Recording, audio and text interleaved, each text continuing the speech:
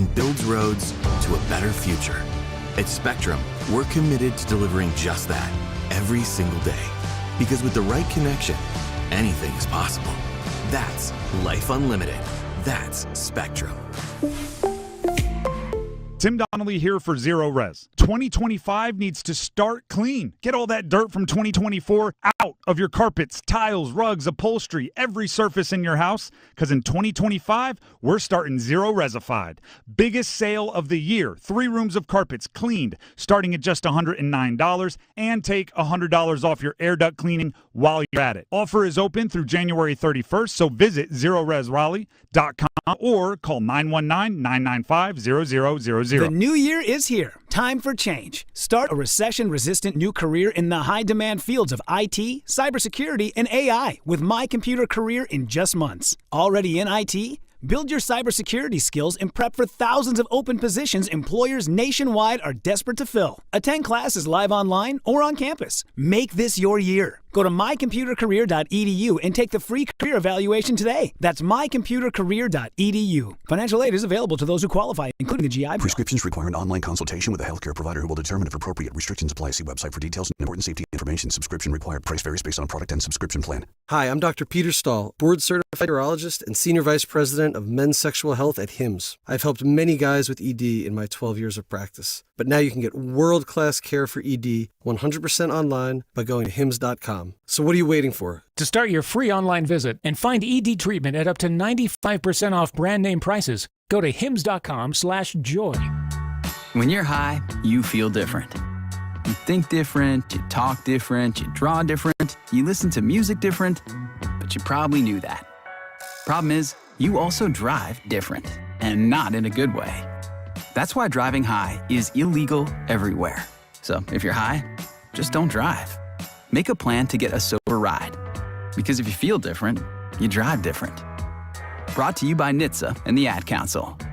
Wesley Financial Group is not a law firm. Do you find yourself stuck in a timeshare? Get the real facts about the timeshare industry and your options for cancellation. Chuck McDowell, founder of Wesley Financial Group, has put together a free information guide that reveals the secrets the timeshare industry doesn't want you to know, including the 5 ways to get rid of your timeshare. Call now and get this timeshare cancellation guide absolutely free. Call 800-838-6161. That's 800-838-6161. 800-838-6161. Do you worry about how much someone drinks? Do you feel neglected or unloved? If you answered yes to any of these questions, you are not alone. Al-Anon and Alateen can help. Call 1-866-200-0223 or visit alanon.org/help. This hour of the Triangle Sports Leader is powered by Ritchie Law Firm, Injury Lawyers. Ritchie Law is on top of it. Go to ritchielaw.com. That's ritchielaw.com.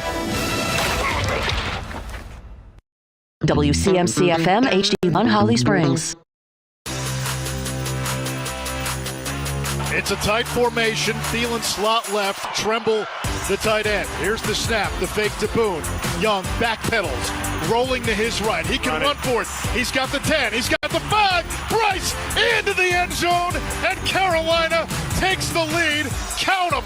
1, 2, 3, 4, 5 touchdowns today for Bryce Young. Young is under center. Here's the snap. Sanders up the middle, charging through the end zone. Touchdown, Carolina. The Panthers walk it off to end the season.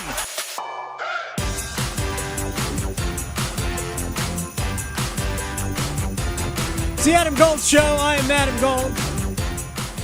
Victoria producing the program.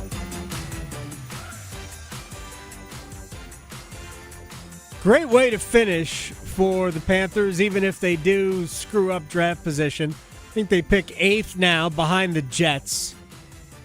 But the Jets will screw up that draft pick, so it's really like picking 7th because apparently Woody Johnson's teenage son is running the team.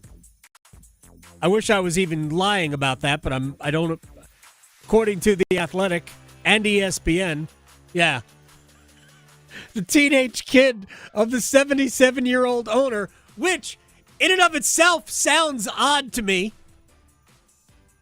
It is. It's weird. You're 77, and you have a son who's 18. Yeah, doing things later in life, I guess. Yes. It's one way of putting it. But no, great way to end the season for the Panthers.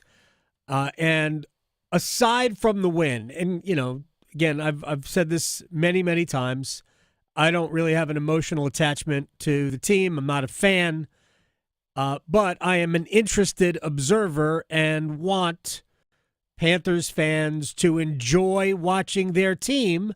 We did yesterday. And I would say that over the last 8 or 9 weeks, there's been a lot more enjoy than not enjoy. Mm-hmm. Yeah, even if the wins haven't always been there. By the way, they did go 4-5 over their last 9 games.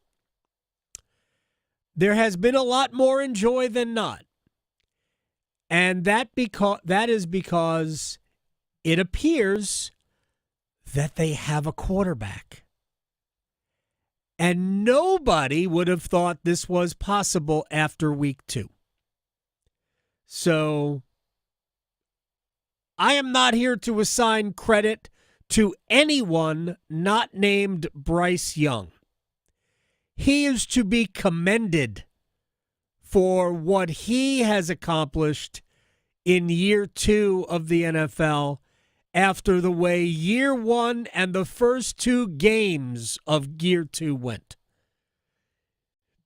Year 1 was a disaster, but in relation to games 1 and 2, it seemed like he was a Pro Bowler. That's how bad games 1 and 2 were. Game 1 was bad. Game 2 made game 1 look good. That's how bad game 2 was. We had this debate in the roundtable on Friday. I am not giving Dave Canales credit for anything here. I give the credit to Bryce Young. And it's not hating on Dave Canales. We can't ignore the fact that he was more than willing to bury Bryce Young on the bench. More than willing to do that. Because that's how they spoke after they switched to Andy Dalton. Again, I'm no interest in relitigating all of this today. To me, the end of this season was all about the understanding that Bryce Young can be your quarterback. Now let's see how good he can be. Now let's see when they put proper pieces around him. And again, we will debate whether or not the Panthers have good enough receivers, a good enough tight end. JT Sanders certainly looks good, right? Let's see him take another step. Because it ain't like he caught 100 balls this year. And I realize there were injuries and the team was tragically bad to start the season. Have to keep the running game going. Miles Sanders, by the way, who had a big game yesterday, is lobbying to be part of the future. He is. Did you hear the post game? Do you have because I know we have the 2-minute clip. Mm-hmm. Do you have a clip of him wanting to be part of the future? Yes. All right, hang on to that because we're going to play it. We got a lot of stuff to do. Will Brinson's going to join us in about 20 minutes. Brian Geisinger will talk a little hoops with us. Darin Gantt, our embedded reporter, I made that up, Panthers.com. He will join us. We'll talk about the development of Bryce and some other things. Also, a special ad to the program on Sunday of this week coming. Actually, the way it really works out, Sunday is part of this week. That was yesterday. So at the beginning of next week, on Sunday, the Hurricanes will retire the number of Eric Staal. And look, I'll go to my last breath saying that Rod Brind'Amour is the greatest player in Hurricanes history. But it's hard to deny that their most talented to this point and productive offensive player was Eric Staal. They will retire his number. He'll be one of 4 retired numbers in the organization. On Sunday in a game against the Anaheim Ducks, they have an enormous thing planned. There's a red carpet. Seriously, there's a red carpet planned for this. That's super fancy. Starts at 1 o'clock on Sunday. There's going to be a reception and a round table. By the way, all of these, I don't know if they're sold out or not for this. It all benefits the Carolina Hurricanes Foundation. So you might want to go to the website and find out more about this, hurricanes.com. But so many big-time people are coming in for this. Ray Whitney, who played alongside Eric Stahl on the Stanley Cup championship team, on the team that went to the Eastern Conference Finals in 2009. He wore letters, part of leadership with Eric. He's going to be there. Brett Hedican is coming back in. They have tons of former players coming in. There's an alumni game on Monday, like the greatest alumni game in Hurricanes history. They ought to retire it after this one. The Hurricanes alumni playing against NC State's club hockey team. That is a week from today at 7 o'clock at Lenovo Center. I hope nobody gets hurt. I just hope Make nobody. Sure you stretch oh beforehand. my gosh, there's going to be so much icy hot when the game is over. Yep. Salon paws all over the place. Menthol everywhere. Oh my gosh. Use Blue Emu. I've heard that's very good. Johnny Bench. Johnny Bench is selling Blue Emu. That and Krylon, the anti-rust paint, spray paint, whatever. But yeah, it should be an awesome weekend, Sunday, Monday for Hurricanes fans, especially if you're a little nostalgic about the old days. Eric Stahl will be here. We'll talk to him on Wednesday, by the way. He'll be on the show Wednesday. The man who drafted him, Jim Rutherford, will join us today. And we'll try to do something every day to kind of celebrate the first true Hurricanes superstar. True. It was at one point he was the second highest paid player in the NHL. Think about that for a second. Hurricanes, right? All right, so Jim Rutherford's going to join us next hour. Anyway, let's get to it.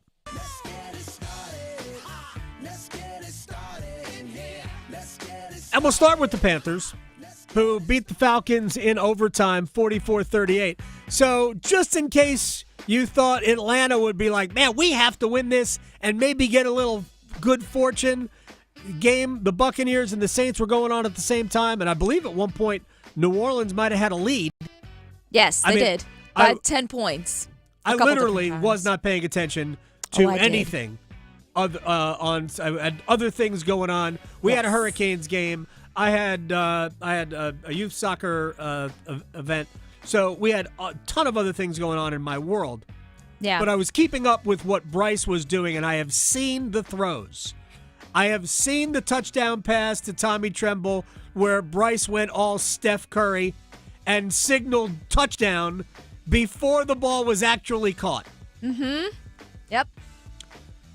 This was the complete package from Bryce Young yesterday.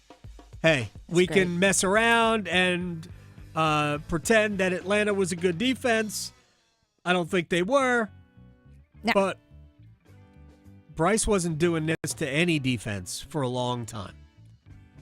So, just the fact that the Falcons had something to fight for, and the Bucs were trying to lose that game yesterday.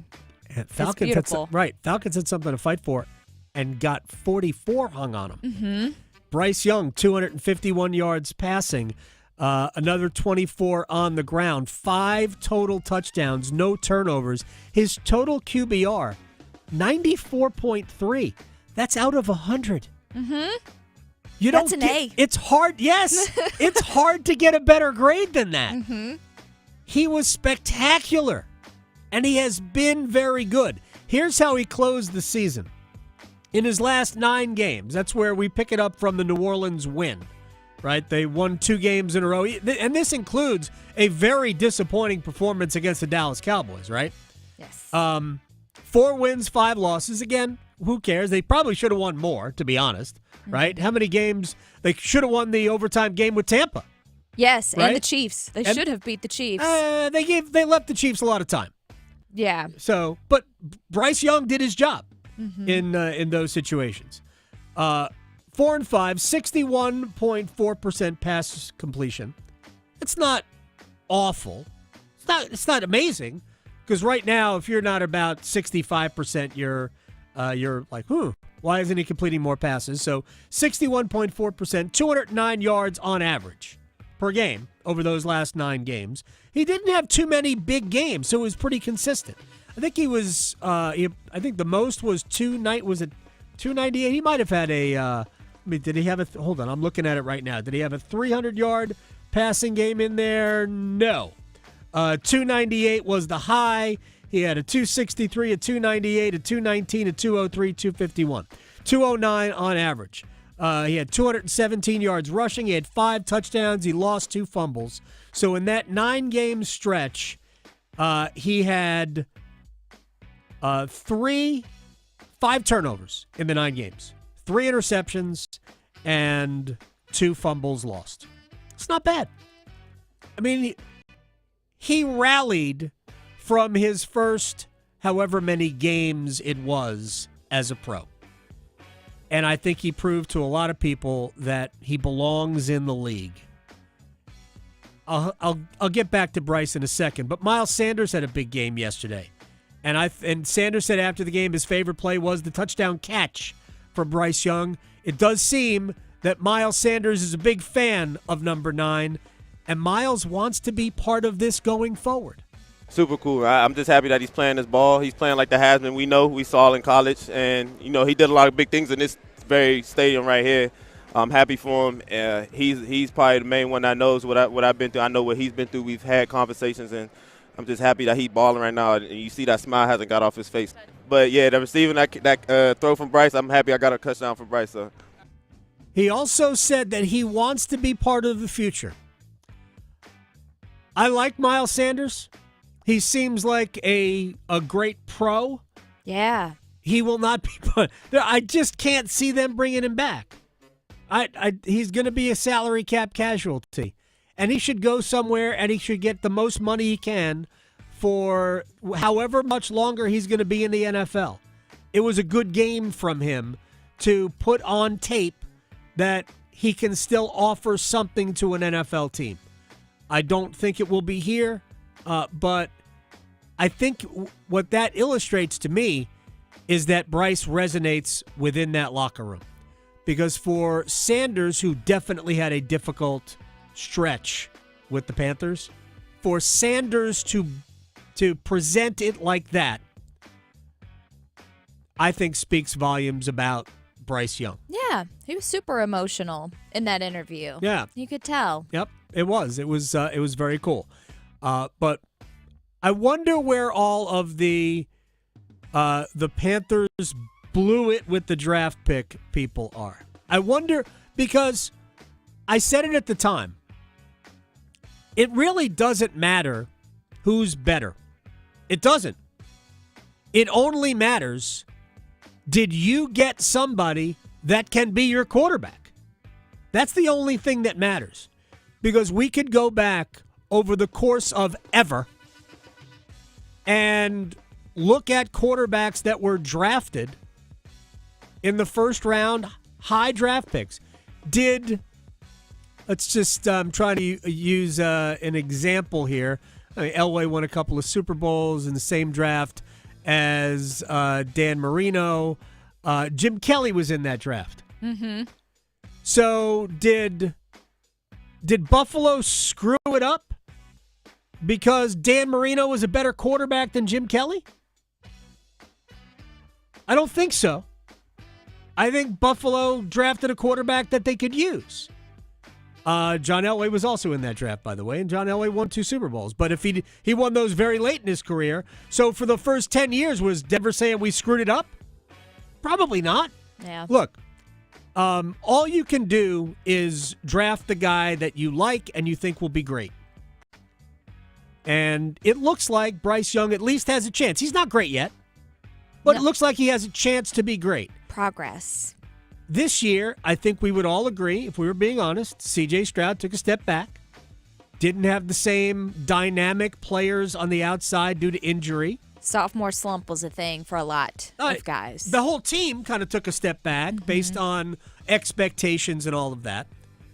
But the reality is that who you're throwing to on a regular basis matters. And I still don't know that Bryce Young has sufficient weapons to become a great quarterback right now, but they're better. And I think they showed sign. I could not be more of a fan of Jalen Coker. I know. He showed up yesterday, not last night. I know. And Legette made some plays, too. Mm-hmm. Adam Thielen continues to ball out. I saw there was some shade out there about why they're using Thielen so much. Right. Like, because the quarterback loves him. Yeah. And I know he doesn't need the reps, but it helps Bryce to get the reps. So he gets more comfortable in his own, it's useful. And it's fun to watch Adam Thielen ball out. I could not be a bigger fan I love him. of any player in the NFL than I am of Adam Thielen. I'm just not joking.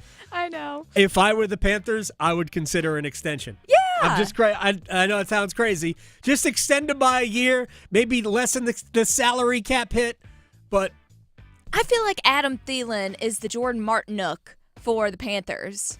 Wonderful analogy. Thank you. Wonderful analogy. It feels like he's great for the locker room too. Yep. And he's great on the field. He is, and he's good for the quarterback. Mm-hmm. You brought up Jordan Martinook, so let's spend a couple of minutes talking about the Hurricanes.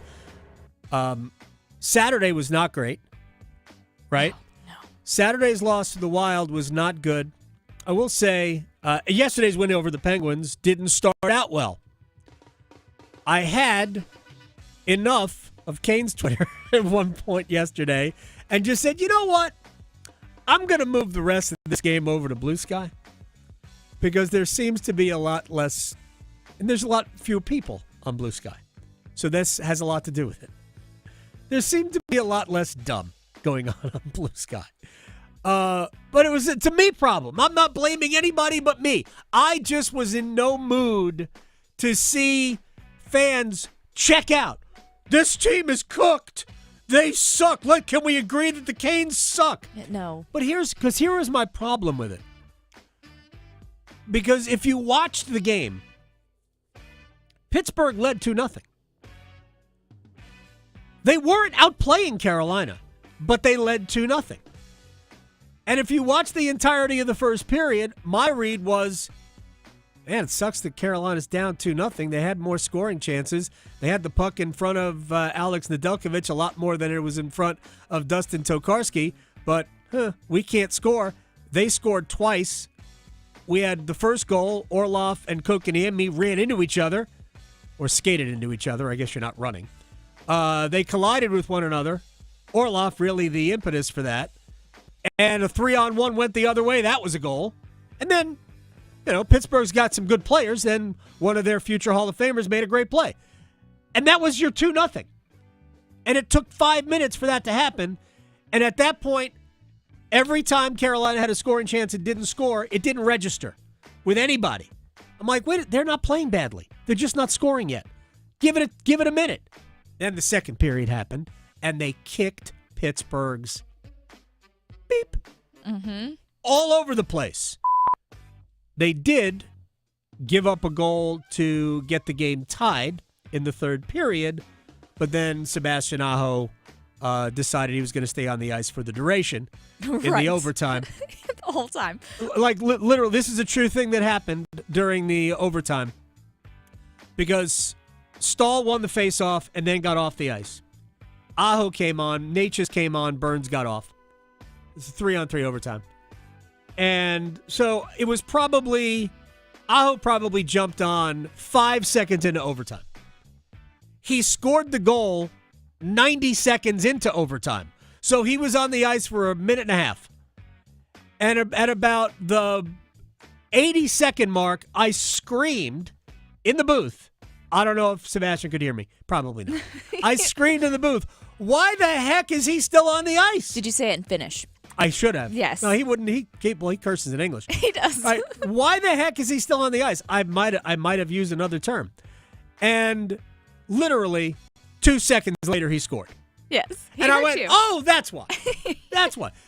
That's a long shift in overtime because if you run out of gas on a shift in overtime, it's a scoring chance the other way automatic. and puck possession is the most important thing in overtime. I just thought they would just kind of circle back into the zone and get three new players on the ice. They changed defensemen twice while Aho and Natchez were out there. Wow. They went from Slavin to Burns to Orlov. And Aho's like, and I'm good. They were like, fine, let's go. Let's go. Keep him out there. And Brott talked about it after the game. He's like, he wasn't coming off. Yeah. Like, all right then. He played great. He's been, I think he's been pretty much on top of his game for a while now.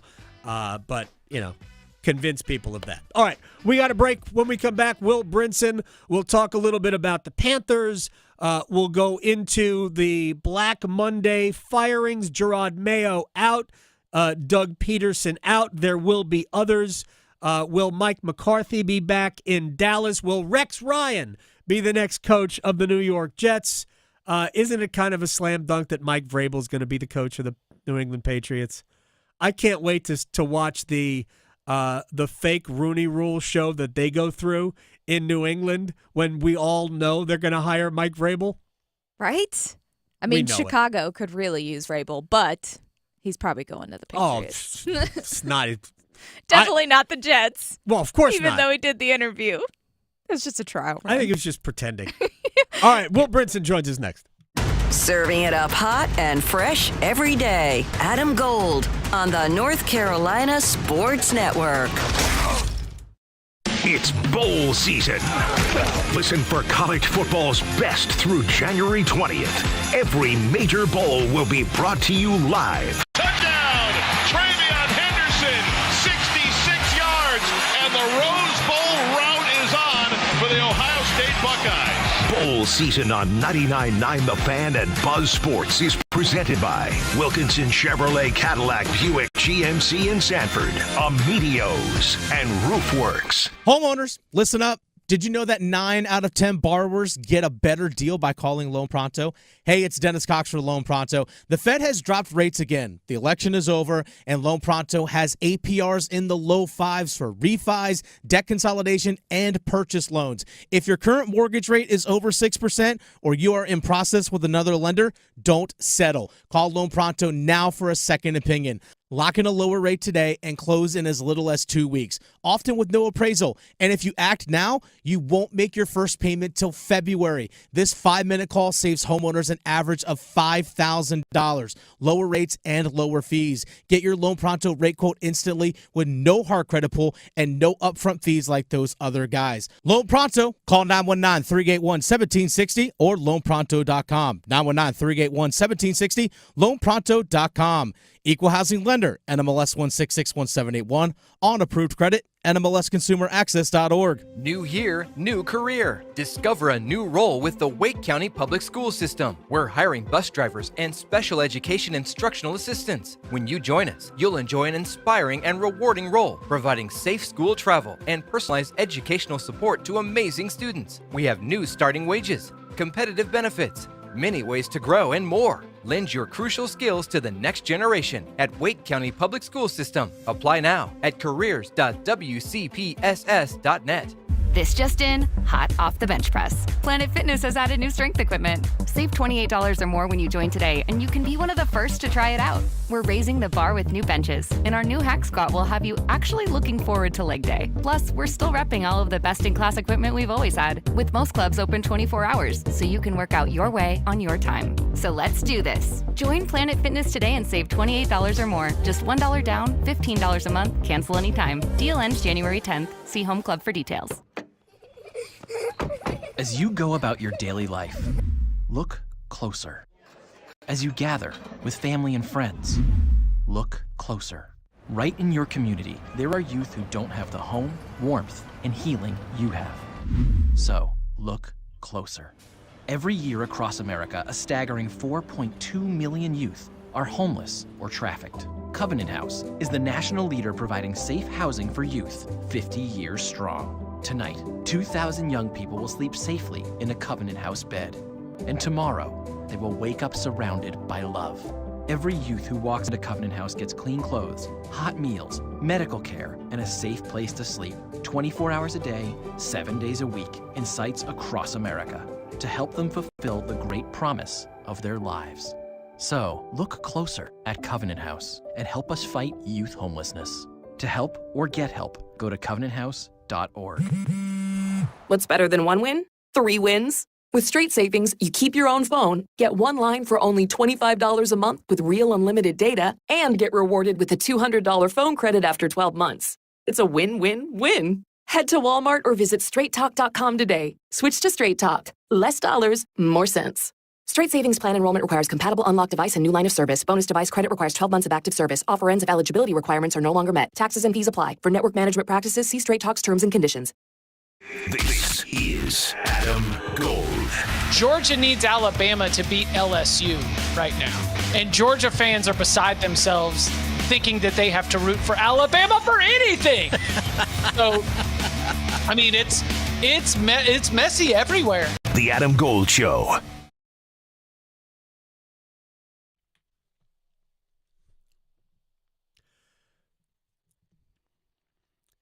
It's the Adam Gold Show. I am Adam Gold. Victoria producing the program. Perfect choice on a Monday. Gerard Mayo out. Doug Peterson out. There will be others. Will Brinson, senior NFL writer, CBSSports.com, sorts the Sunday pile. Let's just start with the Panthers since we're all kind of euphoric at the fact that 17 games into this season, now that it's over, I think the Panthers, he still has to get better. We still need to show improvement, but, I think they might have their quarterback. I think so. I've been sort of banging that drum for a few weeks now, and I'm not alone by any stretch of the imagination. We were texting about it, and I was doing season-long grades for every NFL team, and I think the Panthers were one of the few teams that were below 7 wins that I gave a B to because, I don't think you look at the Panthers season and say, wow, incredible year, great job, everybody gets a raise. But, you look around at some of these teams that finish 8-9 or 7-10, and a lot of them are having the owners issue press releases that say, we're not going to fire everybody. and when you look at the Panthers, I don't think there's a discussion about firing Dave Canales. And whether or not we think Dave Canales is a good coach, another topic. But, the fact that even if it was an accidental genius move to get Bryce Young back in the starting lineup and have him play well, the fact that he did come back and play well and had some of these great moments and big throws and, led the team to wins or kept them competitive. They weren't really that far off from being an 8-9 team with some close losses against good teams or a better start to the season. It can be dangerous, but to suggest that performance at the second half of a season can just roll right over to the next year. But I do think you have to be optimistic about what Bryce Young did over the second half of the season and in the context of young quarterbacks and where they stand with their various franchises. I think the gap between Bryce Young and C.J. Stroud, I know he's a 10-win, back to the playoffs for a second straight year, C.J. Stroud is, but that gap has shrunk enormously in terms of, what you would definitely do moving forward. And I'm not saying Bryce Young, C.J. Stroud, but I think if the Panthers can go out and, they're going to have great stability on the offensive line. You're going to have stability with the coaching staff. Go out and get another weapon, improve the defense, get some guys healthy on that side of the ball. And, I don't think it's a team that's going to be favored to win the division or anything by any stretch, or even favored to go to the playoffs. But it's like a team where you start to feel some optimism about for the long haul. Here's the way I look at it, because if you go back to September, after the second week of the season, it was it was gross. It literally was just absolutely gross. Like the weather today, but in football terms. Right. Week 2. And then Andy Dalton is the quarterback, and Dave Canales wasn't even addressing the possibility that Bryce Young could ever take a snap again. And then, of course, the car accident happens a few weeks later, and now Bryce is coming back. But even those first couple of games, I was listening to Jake Delhomme, who does color for most of the football games, and even the first couple of games, Delhomme was like, it's okay. But then he had that one good game, and I don't know if it was the third or fourth game back, where he goes, this was progress. This was a guy making reads, throwing the ball down the field, looking decisive. This is the first time we saw him do that. Now, I'm not completely discounting Dave Canales' role in Bryce Young's development, but I give overwhelming majority of the credit to Bryce Young. Because what a mental hurdle to overcome his first year plus 2 games in the NFL.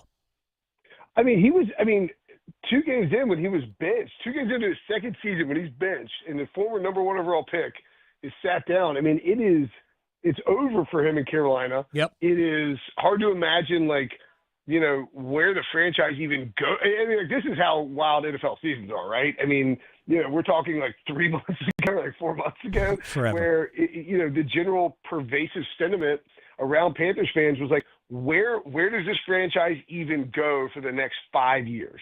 Because you not only just set the number 1 overall pick on fire, but you traded future first-round picks, right? Right. I mean, the number 1 pick the next year when they get Caleb Williams, you trade DJ Moore. You're on your who knows if Dave Canales survives. You're on your 4th coach in 3 years somehow, and it's a sort of a testament to the importance of patience, which is something that's been lacking with Carolina. I think I am hesitant to do this, but I'm going to do it anyway. Let's give David Tepper a little bit of credit for stepping back, right? Because he kind of did it. He's been a little hands off, letting the football guys do football things. And I also think you got to give Dan Morgan some credit too, and Dave Canales, because they're paired pretty closely, for the decision making this offseason to go out and improve the offensive line and to coach up that offensive line, because that's really one of the biggest differences in all of the NFL is the jump from a league worst offensive line and the worst quarterback in football, Bryce Young, to an above average starter and a really good offensive line that paved the way for Chuba Hubbard to run for a monster season. You got to hit with some draft picks. You need to make smart moves in free agency. You can't look at this as, all right, let's go spend a bunch of money and we're really, really close to, getting there. You just got to look at this as, all right, year 1 of Bryce was a disaster. Year 2 was nearly a disaster. But at the end of the day, aren't we kind of where we hoped we'd be when we took a quarterback first overall? Yes. Yeah, I think that's the answer. So you sort of have to kind of reset your brain and get yourself back into that mentality of let's build on what we've got, not overextend ourselves. And I think we're not a piece away. We're not whatever it is, and go out and make smart decisions, allocate the cap correctly, and hit on some draft picks, and you can have a team that is a frisky wild card contender within as soon as next year, maybe the year after. Will Brinson, senior NFL writer, CBSSports.com. We'll finish on this. Actually, I think they might be a shade behind where I would hope they would have been, because I would have hoped that last year wasn't an unmitigated disaster, but it was because the roster was so bad. And then this start. So I would have loved to have seen the first half of Bryce Young this year, not the first 2 games, but the first half of his Bryce Young, I guess, 2.0. I would have liked to have seen that at the end of last year and then take the next steps. But we got here. We're not that far behind his development. And now if you add the roster, he has a good offseason. I think they could be in pretty good shape. So let me ask you. Yeah, and I would just say really quickly too. I think one thing that the Panthers in their current iteration need to realize, and this is something a lot of teams need to realize, is that hitting on those big splashy first round picks are crucial. But go look at the Detroit Lions. Ali McNeil, 3rd round pick. Amon-Ra St. Brown, 4th round pick. They got Jamison Williams and Aiden Hutchinson with, and Jahmyr Gibbs and Jack Campbell with their first round picks from the Stafford deal, but then Brian Branson in the 2nd round, Sam Laporta in the 2nd round. You have to hit on more than just those first round picks Yeah. And you need to be smarter about trading back and accumulating more draft picks and piling up talent and hoping to hit on some of those mid-round picks.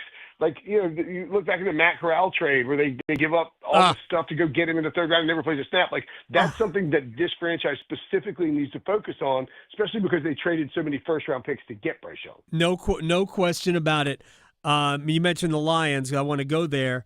If I think I have this right, Dan Campbell won just for you. Yeah, Dan Campbell won 3 games, then 9 games, then 12 games, then 15 games with all of those injuries on defense, and they shut down the Minnesota Vikings. That might have been more about Sam Darnold. I don't know, but I'm going to give the Lions credit for 31-9. They're the betting favorites now to win the Super Bowl with a defense that was getting shredded over the last month of the season until last night. That is one of the most remarkable things I have ever seen. Worth noting, by the way, Dan Campbell was 1-6 in 2022. They finished the season 9-8, which is really remarkable. And there was a lot of talk that Dan Campbell was going to get fired and that it just wasn't working out. And everybody was happy with the effort and the enthusiasm and all of that. And so again, you go back to patience with NFL teams. I think with Detroit and Dan Campbell specifically, winning, when you win football games and you have yourself and you're aligned with ownership and you're aligned with the front office, it just gives you a little more freedom to kind of be yourself as a coach. And we've seen that with Dan Campbell. He's up 15. Just line up and take a field goal, man. Make it a 3-score game. Nah, he's going to try to draw them off sides, get the first down, ice it, punch the ball in. I think what's really impressive about what the Lions did specifically is when all those injuries added up, they lose to the Bills a couple weeks ago. Dan Campbell goes on this epic F-bomb laden radio rant in Detroit and points out that they need to eat some moldy bread because they've been eating too much steak. And while that's sort of you got to take your medicine and sort of reset where how you view yourself, and it's not all roses and all that. I also think it was a message. Hey, we're going to lean into what we can do well. We're not going to try and be this physical ground and pound, low key offense team that just makes it work on defense, even though all our guys are hurt. Instead, it's we're just going to lean in and just be hyper aggressive and hyper creative and, just score as many points as we can. And the Lions can still make stops on defense. We saw that. Aaron Glenn's done a fantastic job with that defense this year. He's getting plenty of head coaching interviews already now that the Lions are on the bye. And I think that sort of that freedom to say all right, Aaron Glenn, you go be a mad scientist here with this defense because we don't have the same personnel that we thought we were going to have at this point in time, just because we've been riddled with injuries.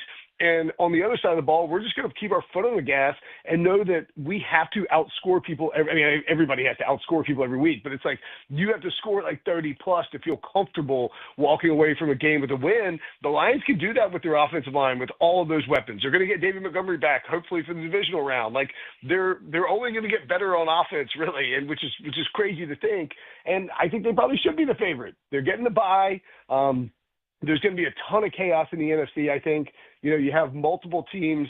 Actually, I guess the Vikings are favored by 2.5 on the road. But, the Lions can beat anybody in that side of the bracket. They've shown that. And, one-game sample. Josh Allen, Patrick Mahomes, Lamar Jackson are a problem. But the Lions have enough talent to beat anybody in the NFL. So I have no problem with them being the favorite. Can I'm going to offer this advice to the ether.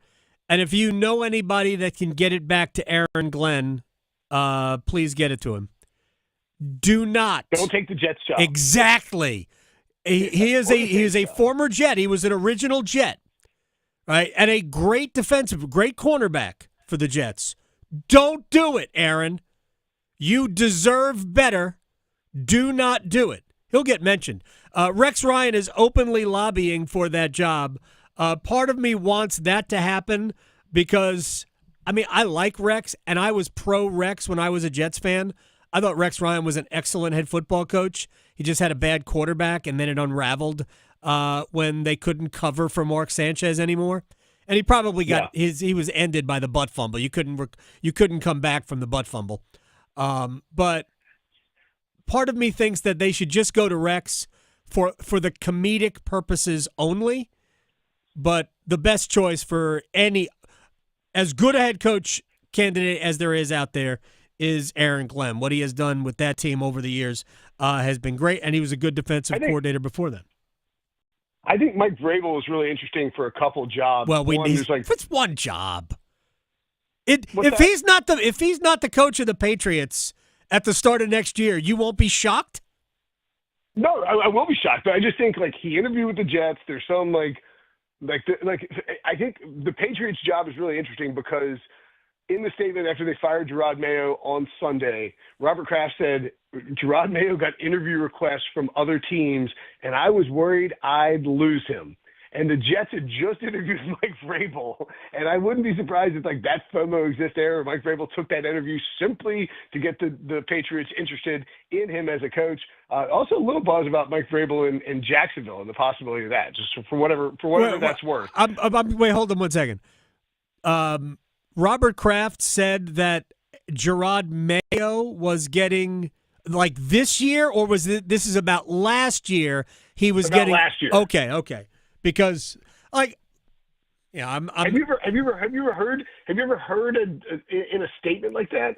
He said, he's like, when other teams started requesting to interview him, I feared I would lose him and committed to making him our next head coach. That is not something you want to say out loud, much less write down in a publicly distributed statement. You're basically I'm a teenage girl with FOMO, and when I was kind of interested in this, but then other teams were interested, so I was like, oh, I've got to have him. If other teams want him, I've got to keep him. And then to fire him after 1 year, it's pretty crazy. All right, let me ask you real quick about a couple of games.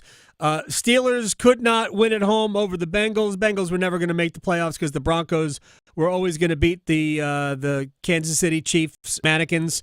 But the Steelers have now lost 4 in a row. They didn't lose to any bad teams in that. They also didn't play all that poorly in those games, but they did lose 4 in a row. This team is limping into the playoffs at the wrong time. Is it better for them, actually, that they're playing the Ravens? No. No. I think it's look, there's some familiarity there. It's a third time you're playing them. You've got it's the rubber match in the division and all of that. And I understand, the Tom and Harbaugh thing, certainly, the familiarity helps. But you're playing the Ravens, who are really hot right now. And Lamar Jackson's playing great football. I think Pittsburgh, to me, they still overachieved on the season. I think I gave them a B+ maybe, but right. I don't see how you can give a team that had a multiple game lead in the division, and then didn't win the division an A on the season, because at the end of the day, when you're sitting where you're sitting and they were what, 10-3. You need to win the division. You need to have a home playoff game. You're not going to get the bye because KC just was a bunch of warlocks. But to close out the season like that, to me, and I've been saying it for a few weeks now, it just shows that there is just a gulf between the 3 teams at the top of the AFC and the rest of the teams in the AFC. The AFC, to me, wide open. Anybody could win it. It's out there. I think Washington, maybe with a rookie quarterback, would be a surprise. But I think the bigger surprise would be if it wasn't the Ravens, Bills, or Chiefs out of the AFC. Packers lost to the Bears? Wow. First of all, is Jordan Love healthy? If Jordan Love is healthy, what chances do you give them of going from 7 to the Super Bowl? He is healthy. He could have come back in, Matt LaFleur said yesterday. So that doesn't mean Matt LaFleur is telling us the truth. Right. That game, the outcome of that game, which was just you become the 6th seed, or maybe if Washington loses, which they didn't, or you're the 7th seed, is pretty nebulous. You don't risk Jordan Love suffering another injury when you get the week to get healthy. They're 4.5-point dogs, slight juice in Philly. That's obviously the big test, right? You got to go to Philly and play a team that essentially has a bye, is really stout on both sides of the ball, has great talent in the trenches. We're going to need to see Jordan Love do what he did in Dallas last year, which is just get hot. And I don't know that you necessarily have the same vibes about them coming into the playoffs that you did last year. But again, any of these teams can make a run in the NFC. I firmly believe that. Are you prepared to give me the Super Bowl, your pick for the Super Bowl, and the winner right now? Absolutely. It's the same as it was before the season. If I get both the teams in the playoffs, both teams win their division, I can't back off that. Bills-Rams.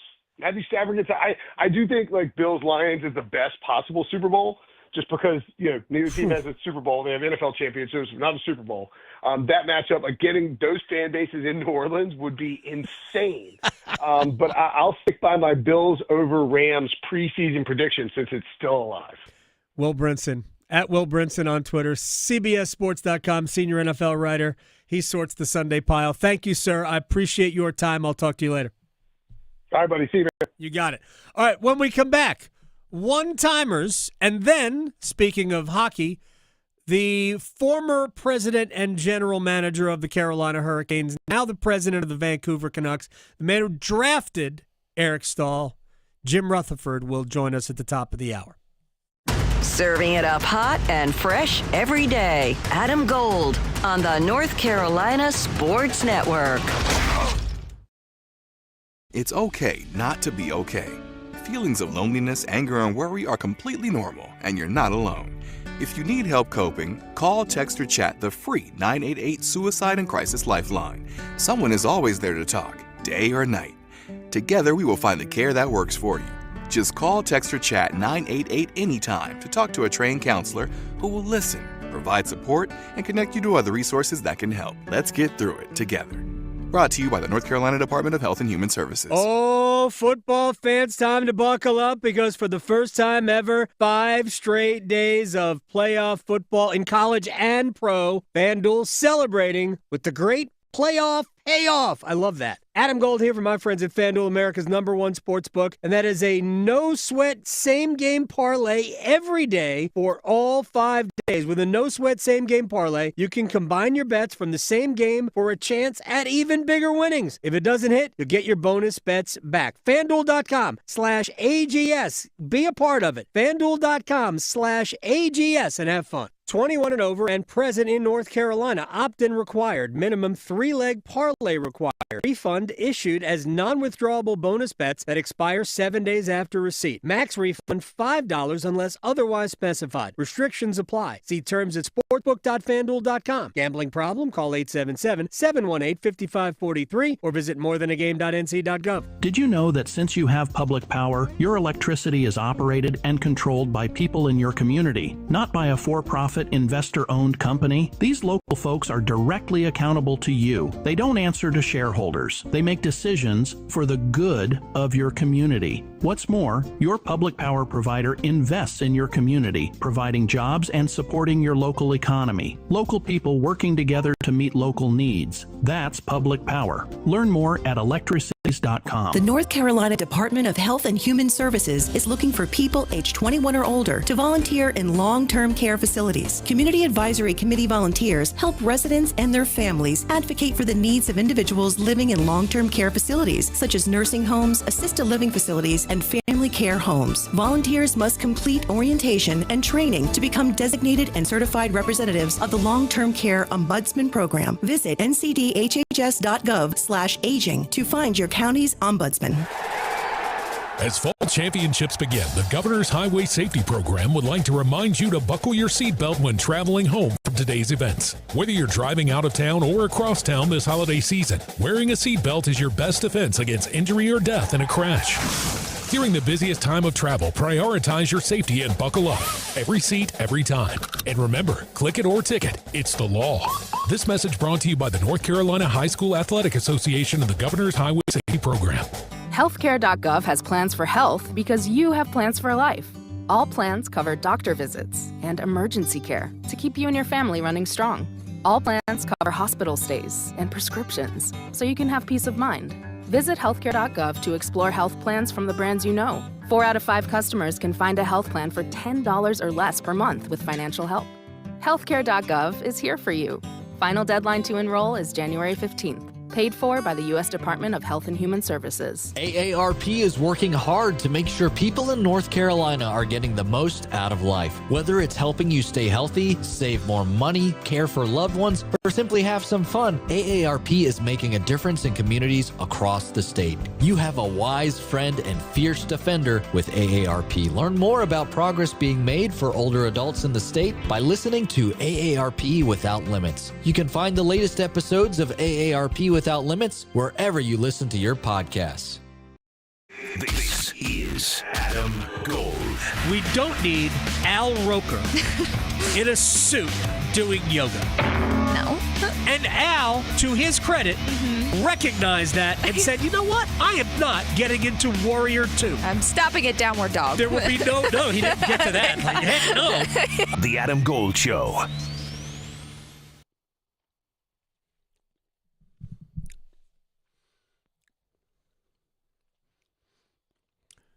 It's the Adam Gold Show. I'm Adam Gold. Victoria on the ones and twos. Always a good day for Steely Dan. Always. Oh, yeah. Try to brighten up this gross Monday. Jim Rutherford's going to join us at the top of the hour. He drafted Eric Stahl in 2003, 2004. So in June of 2003, Eric Stahl was his second pick in the NHL draft. The man who took that pick and used it on Eric Stahl, Jim Rutherford, joins us in about 8 minutes. Right now, we've got time. One-timers. Okay, so since we're having Jim on in a little while, why not start with a Canes question? Sure. So what would you say is the issue with the Canes allowing so many goals, and is it all on Piotr? Some of it is. Over the last, 4 or 5 games, I really don't think goaltending has been their problem. They have, I think right now, if I was going to characterize what their problem has been over the last 2 or so weeks, I think the problem has been players that are expected to score goals are not.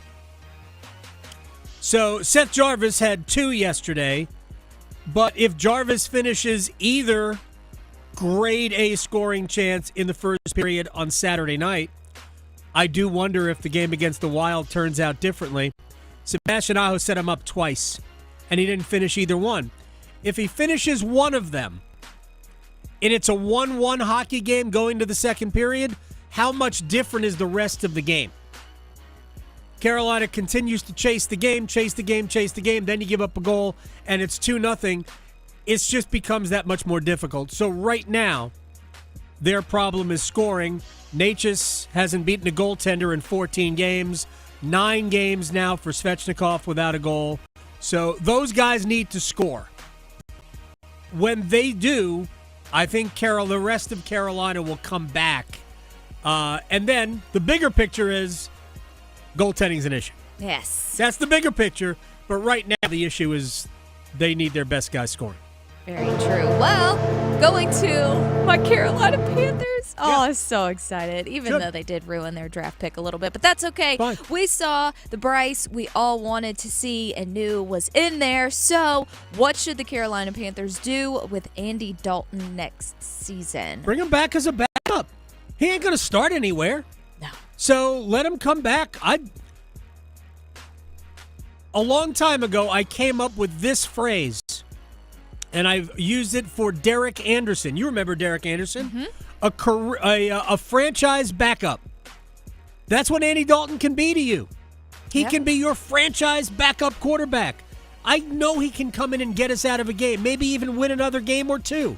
Ultimately, he's not that good, but he's good enough to get us out of situations. So that's what I would do. I'd sign him. All right, now it is Black Monday. It's doomsday for head coaches in the NFL that haven't had great seasons. So is there a coach that might have been in the hot seat going into Black Monday that has not been fired yet that you think will or should be? Should be, I don't know, but I think Mike McCarthy is not coming back. But you don't have to fire him because he's out of contract. His contract ends at the end of the NFL season. Brian Dable is back. That's a little bit of a surprise. Matt who's the guy at the Colts? He's back. Jim Rutherford next. Raleigh to Boone, Charlotte to Chapel Hill. Your Carolina is covered. Adam Gold on the North Carolina Sports Network. Evan, Canty, and Michelle are unsportsmanlike. If you're the Minnesota Vikings and Sam Darnold gets you close to a championship, if they get to conference championship or better, if they're in the Final Four, how could you not trade J.J. McCarthy away and get as many assets as you can to allow your team to take advantage of this window that you have with this current core of players with Sam Darnold as a trigger man? Mornings from 6 to 9 on 99.9 The Fan, the Triangle Sports Leader. Dennis Cox here for ESPN Bet Sportsbook. The action is heating up this playoff season at ESPN Bet Sportsbook, locking your touchdown picks. Check out trending parlays and increase your winnings with Profit Boost. New customers can get up to $1,500 back in bonus bets if your first bet doesn't win, and unlock 30 days of ESPN Plus. Download the ESPN Bet Sportsbook app and sign up with the promo code RADIO to get started today. Must be 21 plus. Gambling problem? Call 877-718-5543 or visit morethanagame.nc.gov. Terms and conditions apply. See app for details. It's bow time. A leg and thigh dinner from Bojangles for just $5.99. Leg and thigh dinner from Bojangles for just $5.99. So crispy. So crispy. And juicy. And juicy. So much flavor. So much. Stop it. What are you doing? What, you expect me to get this delicious deal and not say anything? You're unbelievable. You're unbelievable. With a boldly seasoned leg and thigh, choice of fixin', a biscuit, and legendary iced tea, it's a deal so good it's worth repeating. So eat and repeat while it lasts. It's bow time. It's bow time. Dine in, drive through, or tap your favorite delivery app and have Bojangles come to you. Satisfy your craving for flavor right now with Bojangles 2-piece dinner. 2 pieces of Bojangles dark meat chicken, your choice of fixin', a biscuit, and iced tea for just $5.99. That's right, just $5.99 for limited time at participating Bojangles. What are you waiting for? When you're hungry, it's always bow time. The next disaster is coming. The time to get ready is now. Make a plan. Identify meetup locations and people you'll need to contact. Put your contact list in your wallet, on your phone, and somewhere visible in your home. Build a kit. Store enough food and water for 3 days. Don't forget your pets. And consider buying a pre-made kit. Keep at least 7 days of medication on hand. Work with your pharmacist and insurance company to secure the extra doses. Make copies of important documents. Keep them on your phone, in the cloud, or on a USB stick. Stay informed. Learn about local hazards. Take courses in CPR and first aid. And sign up for local alert systems. An early warning can give you the time you need to prepare for a fast-moving disaster. Be ready. Learn more at americares.org/send-us-in. I'm Dr. Miller, a dentist and a volunteer for Dental Lifeline Network. DLN asks dentists to volunteer to see just one patient per year who might not have access to proper oral health care. Join me in making a difference. Go to willyouseeone.org to learn more. O'Reilly! Check engine light on? Take the guesswork out of your check engine light with O'Reilly Veriscan. It's free and provides a report with solutions based on over 650 million vehicle scans verified by ASE certified master technicians. And if you need help, we can recommend a shop for you. Ask for O'Reilly Veriscan today. O'Reilly Auto Parts. This hour of the Triangle Sports Leader is powered by Ritchie Law Firm, injury lawyers. Ritchie Law is on top of it. Go to ritchielaw.com. That's ritchielaw.com.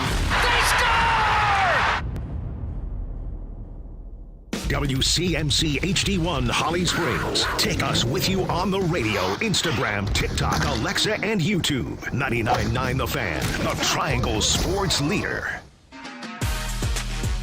73-70. Carolina quickly front side. Ian Jackson to Cadeau on the right wing. Game clock down to 6. Cadeau fouled on the 3, and he makes it! Alaco undercut Cadeau, who hits the triple and will have a chance for 4. Tay Davis being told he can run the baseline. Gets the ball. Gets it into Burton. Burton coming front side on the left. 3 seconds to play. Burton going to go all the way to the cup. He hangs. No good! Carolina survives! Elliot Cadeau with a 4-point play in the final seconds earns the win. That was a heck of a win by the Tar Heels, by the way. We're going to talk about that in about 20 minutes. Coming up on Sunday, the Carolina Hurricanes will retire Eric Stahl's jersey, so that is our focus for a few minutes right now. This is the Adam Gold Show. We should introduce ourselves. I am Adam Gold. Victoria is here. She's a big Hurricanes fan. And you know how you get to the Hockey Hall of Fame, Victoria? Be great. Well, yes. You get your name on the Stanley Cup 3 times. Yes. And you draft players like Eric Stahl. That's why Jim Rutherford is in the Hockey Hall of Fame, the president of the Vancouver Canucks, former president and general manager of the Carolina Hurricanes. Sir, thank you so much for coming on. How are you? I'm well. Good to be on with you, Adam. When you... I don't know what the process was like when you went through scouting and going ahead and drafting Eric Stahl, but if you could walk me through what you saw as a kid playing for the St. Petersburg Petes, right? Or the Peterborough, not to say, I made it a city in Florida. Peterborough, yeah. So what did you see as a player then? Well, he was a well-rounded player with a high skill level, and when we looked into his background, including his whole family, just great character. And that point in time, we were in the midst of kind of transitioning the team a little bit. Ronnie Francis was getting more towards the end of his career. Roddy Bindermore was getting more to that step, and we needed a center. And interesting in that draft, it was, we had an off year. We were picking first until the lottery, and then Pittsburgh moved ahead of us. And people thought that we wanted Andre Fleury, which obviously would be a good choice. But we had taken Cam Ward in a prior draft, just prior to Eric's draft. And so we were really looking for a center. So we were happy that we could get a center like Eric, so he could carry on where Francis and Brindamore were when both those guys retired. Jim Rutherford is joining us here on the Adam Gold Show, and coming up on Sunday, the Hurricanes will retire Eric Stahl's number. There's a red carpet. There is an alumni game the next day. I know Vancouver is going to be here on Friday, and you are kind enough to be able to stick around for the festivities, at least on Sunday. But was there any part of you that wanted to play goal on Monday in the alumni game? Didn't put a lot of thought into that. Those days are long gone. All right. So as a player, at that point, we didn't have a lot of 18-year-olds, I don't believe, playing in the NHL. Now it's routine. If you're one of the first handful of picks, and they all go. They all come up to play. What was that process like when you had to decide whether or not we're going to keep him here or send him to Lowell at that point to get some seasoning? Well, we would have had to send him back to junior his first year out of the draft. Oh, right, because he was too young.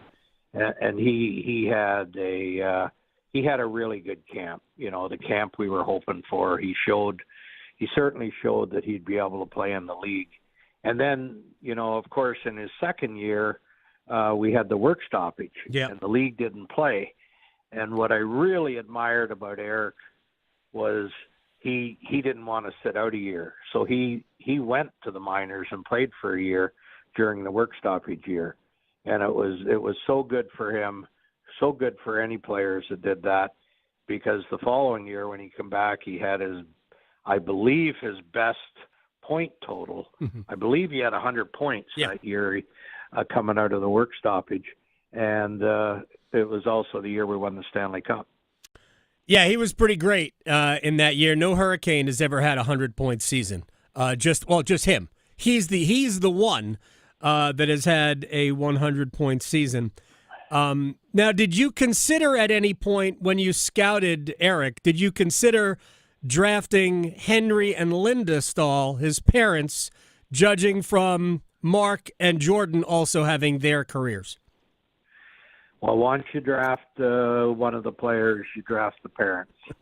And you started off by talking about the Hall of Fame. Certainly if there's a Hall of Fame for parents, Henry and Linda would be in it. What is it about that family? Because I've covered Eric and I've covered Jordan, and you're just not going to have two more honest people that you get a chance to talk to on a regular basis. Well, they're just down-to-earth people, hard-working people. It's just how they developed as a family, and great leadership. And so it's not any surprise that the boys have turned out the way they did. Jim Rutherford is joining us here on the Adam Gold Show. I'm just curious, when you think about Eric Stahl as a Hurricane, are there games or moments that come to mind? Oh, I'm sure there's many. Now that's a few games ago in my career, and a lot of things have happened. But the one game that really stands out was a game in New Jersey, a playoff game. I believe it was Game 7. We were in New Jersey, and New Jersey played that tight game. You very seldom got any scoring chances, and we were down by a goal, I think, with maybe a minute left or a minute and a half. Tied the game, and then right off the face-off, Eric went down and scored the winning goal on Brodeur, and that was an unbelievable moment for the Hurricanes, but especially for Eric. Yeah, the shock at the Rock. It's funny. I was talking to Trip Tracy about this, and I will talk with him about this even further. To me, it's probably the signature. He won a Stanley Cup, but that's probably the signature Eric Stahl moment, if for no other. The celebration at the end, yes, the goaltender also matters there. Somebody as accomplished as Brodeur. But, I mean, Carolina did get under Brodeur's skin a little bit further on in his career. And it's also the most frequent matchup in the playoffs. Carolina versus New Jersey. That and Boston, the two most played playoff series for Carolina. So that was the moment. Do you remember, again, this was also against the Devils, but I don't was it Brodeur? I don't think it was Brodeur anymore. Maybe it was. No, it was, because it was before. Against the Devils, when Scott Gomez deflected a shot in Game 2 to give New Jersey the lead with about 12 seconds left, and Justin Williams and Eric Stahl combined on the goal that actually tied it in Game. That's a moment that you just can't believe. I can't even find a highlight of that anymore. Yeah, but when you think about those two players, the way they played, like Williams and Stahl together, it was they were special teammates, and so determined with a high skill level. So that was another great moment. And then there was another game in Montreal, when we won the Cup that year. The first two games at home we lost to Montreal. And then we went back into Montreal, and Eric played a big part in the overtime or the come from behind. I just can't remember exactly what game, but it was a turning point in giving us a chance to win the Cup if we hadn't won that game. Yeah, Rod Brindamore scores off the stick of Sheldon Souray with about 10 minutes left in the third period to tie it, and Eric Stahl won it in the overtime. Real quick, because I am curious, I have two questions about Eric, and then we'll let you go. One is about his leadership, because I think he really grew into it under some difficult circumstances, because the team wasn't performing as well. They were close to getting in the playoffs, and just for, you'd lose the last game of the season or whatever. And he really wore the brunt of that and felt it from the fans. How do you think he grew as a leader? Well, he had great leadership qualities when he was drafted. okay? And he showed all the signs of a guy that could be a team captain. And fortunate for him, he was around Ron Francis, then in the early part of his days in Carolina, Rod Brindamore, who he was mentored by.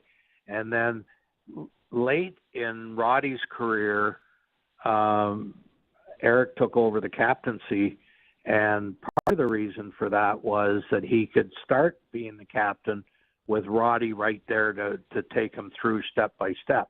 Because it's, people don't realize how tough it is to be a captain and all the things that you deal with.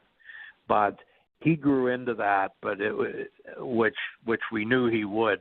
But getting that mentorship from those players was really important. Was that a difficult decision? I actually talked to Chuck Hayton about this not that long ago. Was it a difficult decision because it was mid-season? Oh yeah, it was heart-wrenching actually. All those decisions are really hard, but a lot of thought goes into them, and there's a lot of reasons why. And fortunately, the players involved understood and made the process a lot easier. All right, final question for Jim Rutherford, president of the Vancouver Canucks, former president and general manager of the Carolina Hurricanes. When the number goes up and it goes next to 17 and 10 and 2, what will you be thinking about at that point? Well, I'm just so proud of those guys. I'm so happy the Hurricanes have respectfully done this for Eric, and let the fans come and appreciate what Eric's done, and it just makes me really proud, because I know what those players went through in the early stages trying to build the franchise, and they worked hard and won a cup, went to the finals one time, went to the conference finals, but I'm really happy the Hurricanes are doing this for Eric. I'm very thankful that you carved out some time during the day. I appreciate your time. I know you're busy. I'll see you on Friday. Look forward to it. Thanks a lot. You got it. Thank you. Bye. Jim Rutherford, president of the Vancouver Canucks. They will be in town on Friday. I didn't even ask him if he would trade us JT Miller. I didn't even ask. Or a backup goalie. I didn't ask any of that. Maybe I'll bump into him on Friday in the press box, and we'll talk about it then. Anyway, he drafted Eric Staal. He drafted family, and then he went out and traded for Jordan. And there was I think the final game of one of those seasons might have been 14 or 15. They had Jared Staal, who now I believe is a coach or part of the Florida Panthers organization. And they had all three start a game.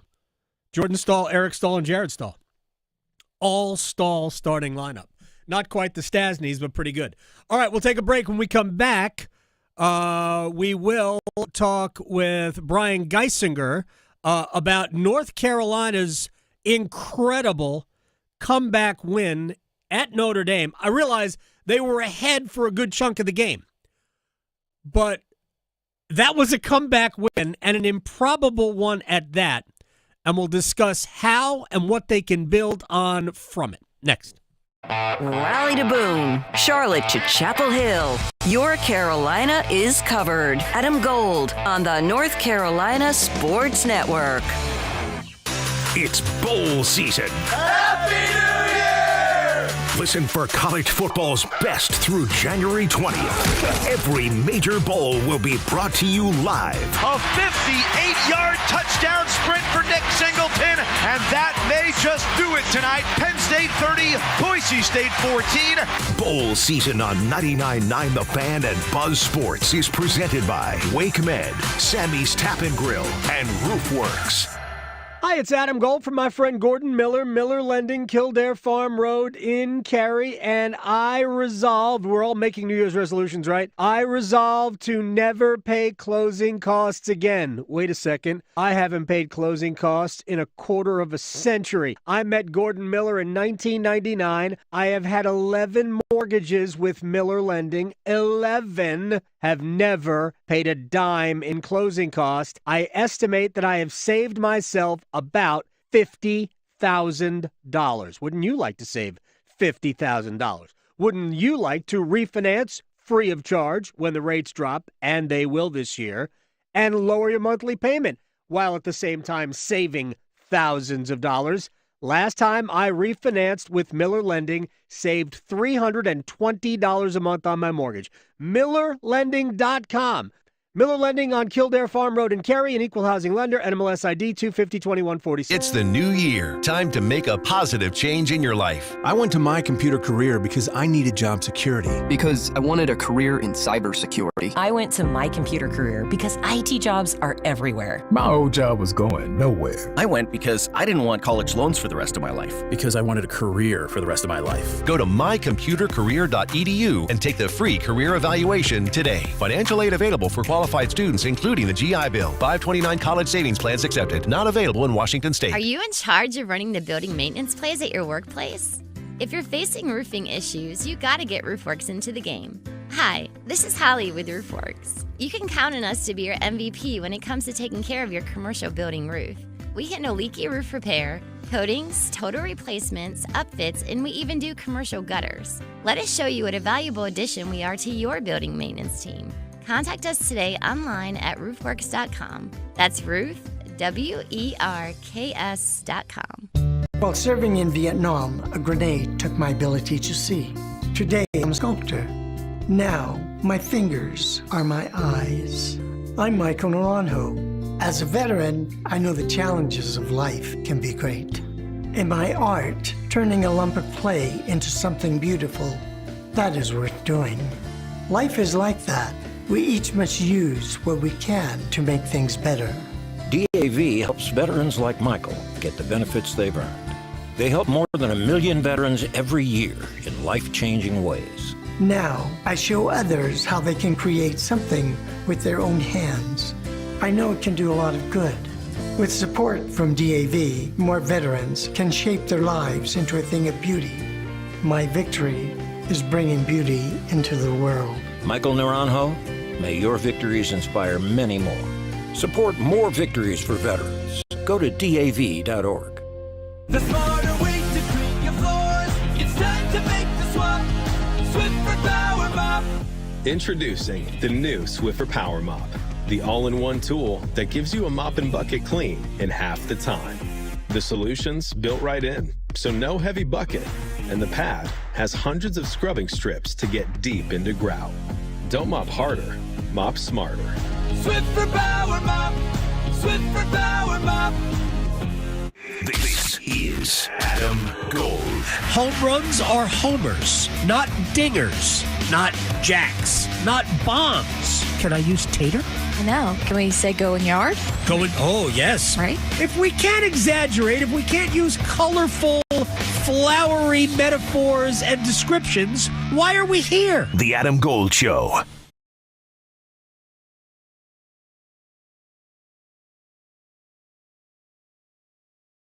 It's the Adam Gold Show. I am Adam Gold. Victoria producing the program.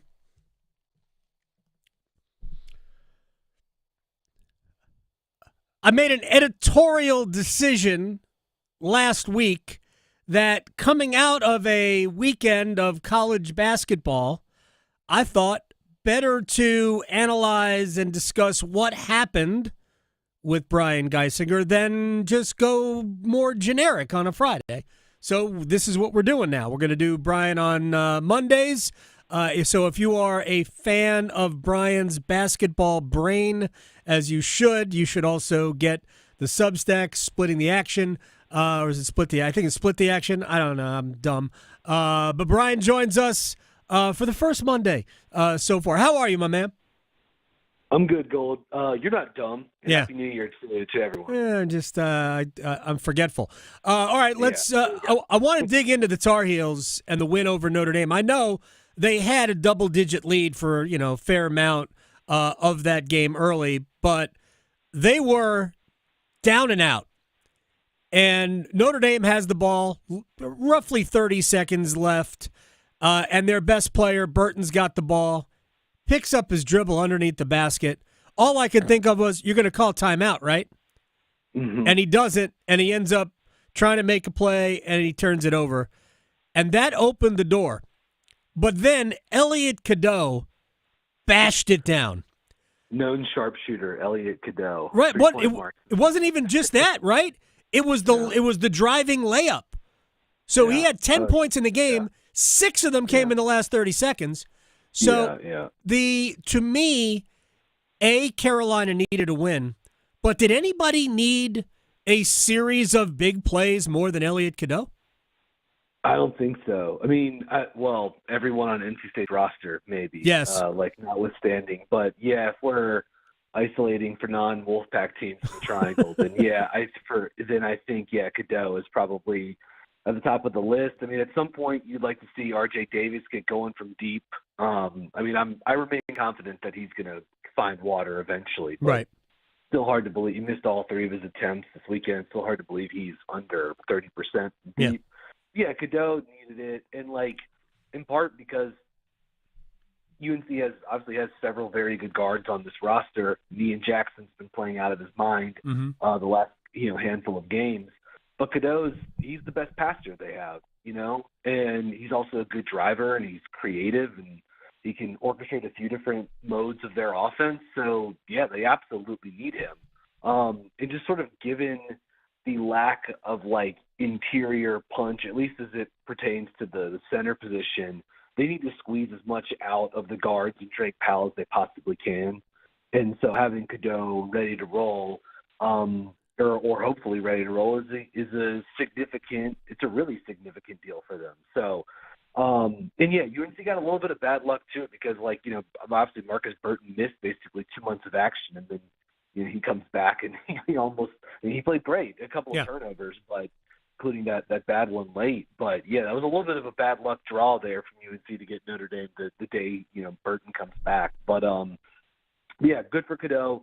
Made some big plays down the stretch. After what was the game he had a few weeks ago where he really sort of struggled down the stretch? I think it may have been the Florida game. Yeah. So nice for him to sort of flip the script up in South Bend. Here's the thing about it for me. Cadeau was such a bright spot for them last year, with obviously a very different team, right? That had more front court options. Harrison Ingram is gone, and Armando Bacot is gone, and they don't have Cormac Ryan. And now this team is so perimeter heavy because, they have useful pieces up front, but nobody they can throw the ball into the post and get offense from. Nobody's going to grab, 4 or 5 offensive rebounds in a game.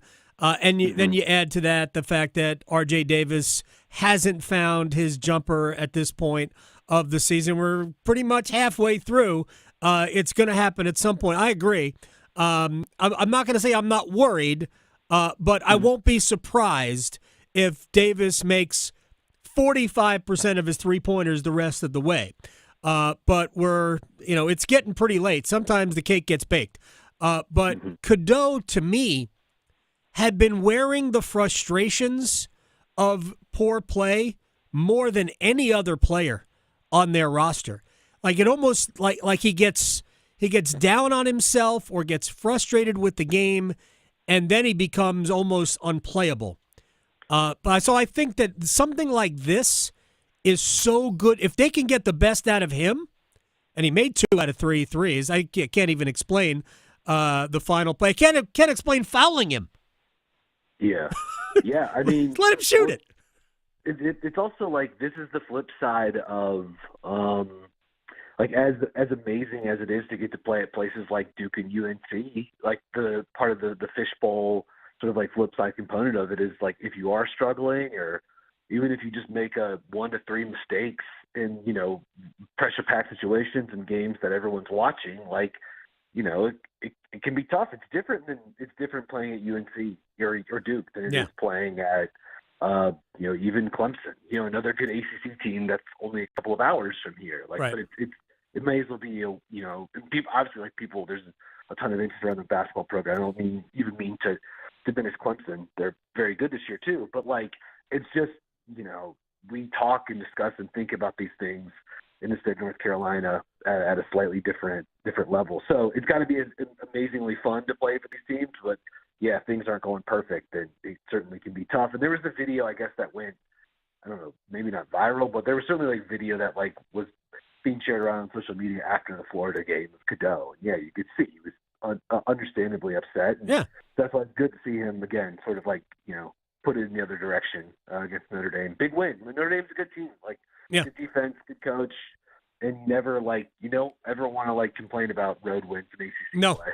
No, and it's a good, I joke around about these things, but it's serious. It's a quad 2 win for North Carolina that's looking for good wins, and in a quad 2 win, because it's a road win, it's a pretty good win. Yep. So yeah, that's something that they can build on, because they need as many good wins as they can get, because they're going to have to compile a pretty good ACC record to overcome the fact that the conference isn't going to provide a ton of great victories. Brian Geisinger is joining us here on the Adam Gold Show.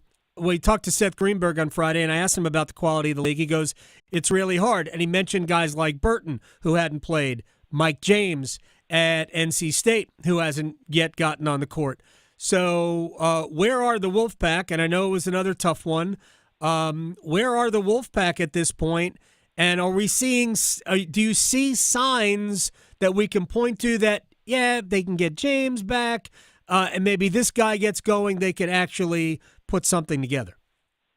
Yeah, I've been saying for a few weeks now that, the return of James plus, the emergence, it feels less and less likely the more the games go by, but Paul McNeil Jr., as far as a talent standpoint, and the skill standpoint, he's pretty high for guys on this roster. But he's barely plays and hasn't really shot it well in the limited time he's had on the court. So, but those were the two guys that you could maybe say James will come back and give him another dimension, a powerful wing that can shoot and score a little bit. And McNeil's rep as a prep player in North Carolina is it's a Quavian Smith type, unbelievable shot maker, range, shot creation, all that sort of stuff. And we haven't seen it. And so it makes them so tough to contain in the half court. I just feel like you're going to see a lot, barring one of the, O'Connell or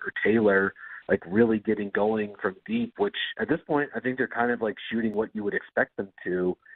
I don't really see another gear for them. If they're going to get stuck in the mud in the half court, you could see that in the Kansas game, a few weeks ago with a defense that's able to hedge and recover, and NC State's not really able to punish them all that much. And you see it against Wake Forest. Right out of the gate, Steve Forbes has Efton Reed hard hedging ball screens. They've got Spillers and Efton Reed doubling in the post, or Juke Harris doubling in the post, with State starting the Middlebrooks and Huntley Hatfield together, and they can't really punish them for that, right? There's no DJ Horn to sort of spot up around the double teams for kick out threes. There isn't a DJ Burns level passer in the post to pick out cutters. They just don't have that right now. Middlebrooks has been great this season. He's kind of been the one guy that's really feels has made a jump from last season. He's been terrific. Obviously, they missed him a lot at the Virginia game. He could have maybe even swung it for him. So I think they're really going to have to nail, really just amp up the defense. They got to find ways to get out and transition more.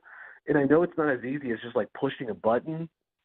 And I know this is not a great 3-point shooting team, but they're less than a third of their field goal attempts are threes. Yeah. And they just don't get up enough looks from deep, and just it feels like every half court possession is a tough mid-range two late in the clock. And the thing that's really propelling them are the fact that they don't turn the ball over that much. They can get to the line, But like it's just still it's a lot of possessions, late in the clock, mid-range twos. And in years past, where if you had Jaquavion Smith, or if you had DJ Burns, or you had DJ Horn, you could sort of rely on those guys to bail you out. And right now, like Taylor and O'Connell are like really good guards. Marcus Hill, I think, has been awesome, but just like he has kind of a quirky game because he's not a great shooter. And like they just don't. It's easy to trap them. It's easy to double team them. Because they just don't really have like the scoring, the shooting talent to really make you pay. Brian Geisinger is joining us here. Pack Bride, Buzzbeat podcast, 24/7 Sports. Split the action on Substack. He knows more about basketball than anybody I know. Let me ask you real quick about the Blue Devils, who they played three of their first four conference games on the road. I'm not making Georgia Tech out to be anything special. They controlled that one. They didn't have a ton of trouble with Louisville, who I think is going to compete maybe with Carolina for the fourth double bye by the end of this season. And SMU is off to a good start. I think Duke was pretty good in that game too. Yeah. Like, are we seeing Duke just take advantage of kind of a weak league, which I think the league is weak? Or are they that good? I mean, I think both true. Yeah, both are true. It's like it'd be one thing if they were squeaking by, but these are all double-figure victories, including the last three by 20 plus points. Like pretty convincing, in terms of who was the best team out there. I mean, I guess at periods of time, Georgia Tech, Virginia Tech, SMU sort of hung around, and if you watched certain stretches, maybe it seemed pretty even or whatever. But obviously, like Duke's depth, the talent that they have, and really that defense like gives them a pretty high floor, right? Right. And then it feels like it's the offense that's the thing that like really can be the sort of like lid lifter for them in terms of the ceiling. Cooper Flagg's played, he's been awesome all season, but he's been terrific recently. The starting lineup with Sion James, who had 8 assists, I think only 1 turnover at SMU. He's played terrific. Tyrese Proctor's had like a really solid, I think kind of under the radar season. He shot the ball really well, moves it, he gets him going in transition, sort of like the way Michael O'Connell does for NC State. Isaiah Evans, not his best game at SMU, but he's been a huge difference piece for them. And like having guys like Flagg and Con Knipple who can, play make and shot make for you is ridiculous. And then just the depth that they have at the center position with Kaman Malawach and Malik Brown and obviously Patrick Gongabo, who's really not, he's sort of like fringes of the rotation this year. But like they just have these two centers that can play different modes, and when Malawach is in, they're playing drop coverage against the pick and roll, and they've got a 7-2, rim protector back there deflecting lobs and contesting shots. And, I thought defensively, I don't know how many defensive rebounds he had at SMU, but I just thought he was sort of like one of his better games on the defensive glass. He can be like a little inconsistent there at times. And then you bring in Malik Brown, who's got, quick draw Malik. He's got the fastest hands in the country. And all of a sudden he's out there deflecting passes and being a pest and, hedging ball screens out in space. They just give you different looks. And obviously having a guy like Cooper flying around, making plays too defensively is huge. So I don't know. Just like I like what they're doing so far. Tuesday's going to be an awesome game. Yeah. Like Jeff Capel homecoming against Pittsburgh. Like circle your calendars. Like I'll be at Cameron. I'm excited for it because that's probably the two best or top 2 of the 3 best teams in the league. So it'll be a big measuring stick game for both teams. Yeah, Duke, Clemson, and Pitt, the 3 best teams in the league? Yeah, I think so. Clemson, very convincing win. I finished that film up last night. Very convincing win against, I know Cal's not that good, but Clemson, I mean, they just steamrolled them. Like they basically it was an end-to-end kind of victory for them. So impressive stuff from Brad Brunell and the Tigers. Brian Geisinger, 24/7 Sports, Pack Pride, Buzzbeat podcast, Put the Action, all of that every Monday at this time. Sir, I appreciate your time as always, and we will do it again next week. Yeah, Happy New Year, Gold. Take care. You got it. Brian Geisinger, split the action. It was splitting the atom, but we split the action. It's a basketball term. I should know that. All right, I do want to just expand a little bit about what I saw from the Tar Heels. And as I'm watching this, I am wondering, because I have a lot of things that run through my head when I watch sports, and it's not only from that particular sport, right? Bill Belichick, North Carolina's football coach. I'm not sure you've heard that yet. I have not. This is news. He's actually on with Pat McAfee right now, with his son Steve. Oh. Who is their is he wearing sleeves? Defensive coordinator? Oh, Bill's got a jacket and tie on. Oh, whoa, that's so fancy. So the Belichick's got a famous saying that more games are lost than won. So regardless of how they got there, Notre Dame led pretty much the last 5 or 6 minutes of the game. And inside of a minute, we're down around 40 seconds, maybe a little bit more than 40 seconds, and Notre Dame has a 3-point lead and the ball. Actually, might have been a 4-point lead in the ball. A 3-point lead in the ball.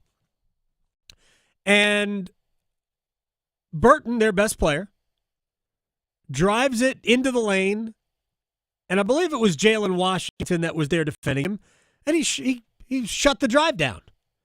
Good job by Jalen Washington, by the way.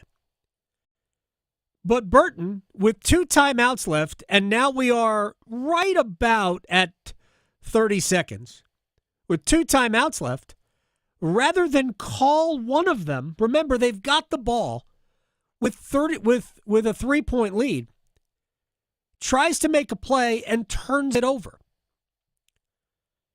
And all I could think of was, do they practice? Because to me, it's the easiest thing in the world to do. If you find yourself in a tough spot, basketball allows you to actually stop live action on your own. Can't do it in any other sport.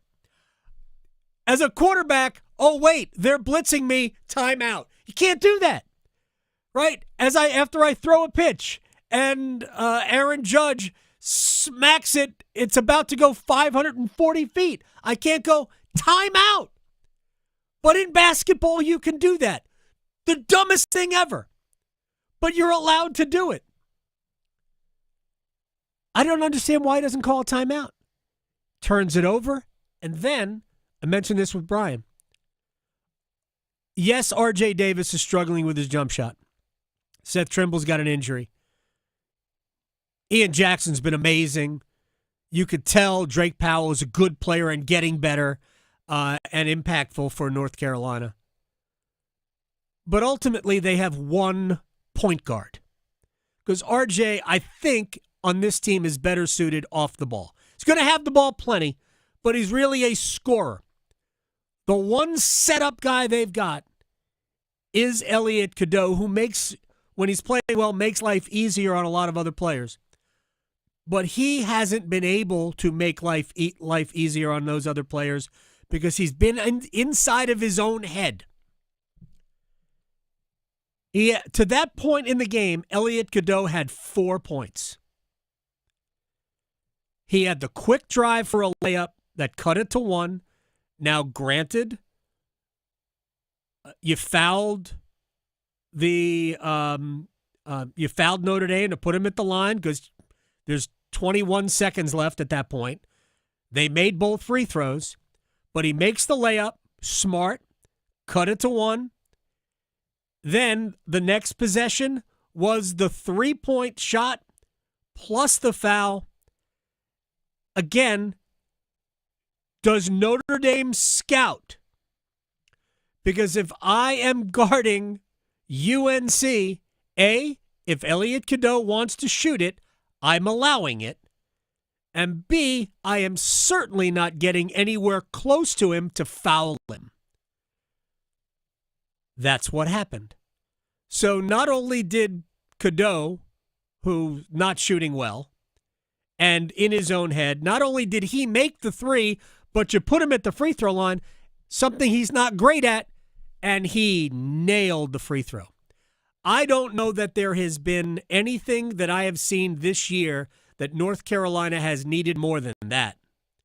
Because if it gets Elliot Cadeau out of his head and allows him the freedom to relax and play, maybe it will rub off on Davis.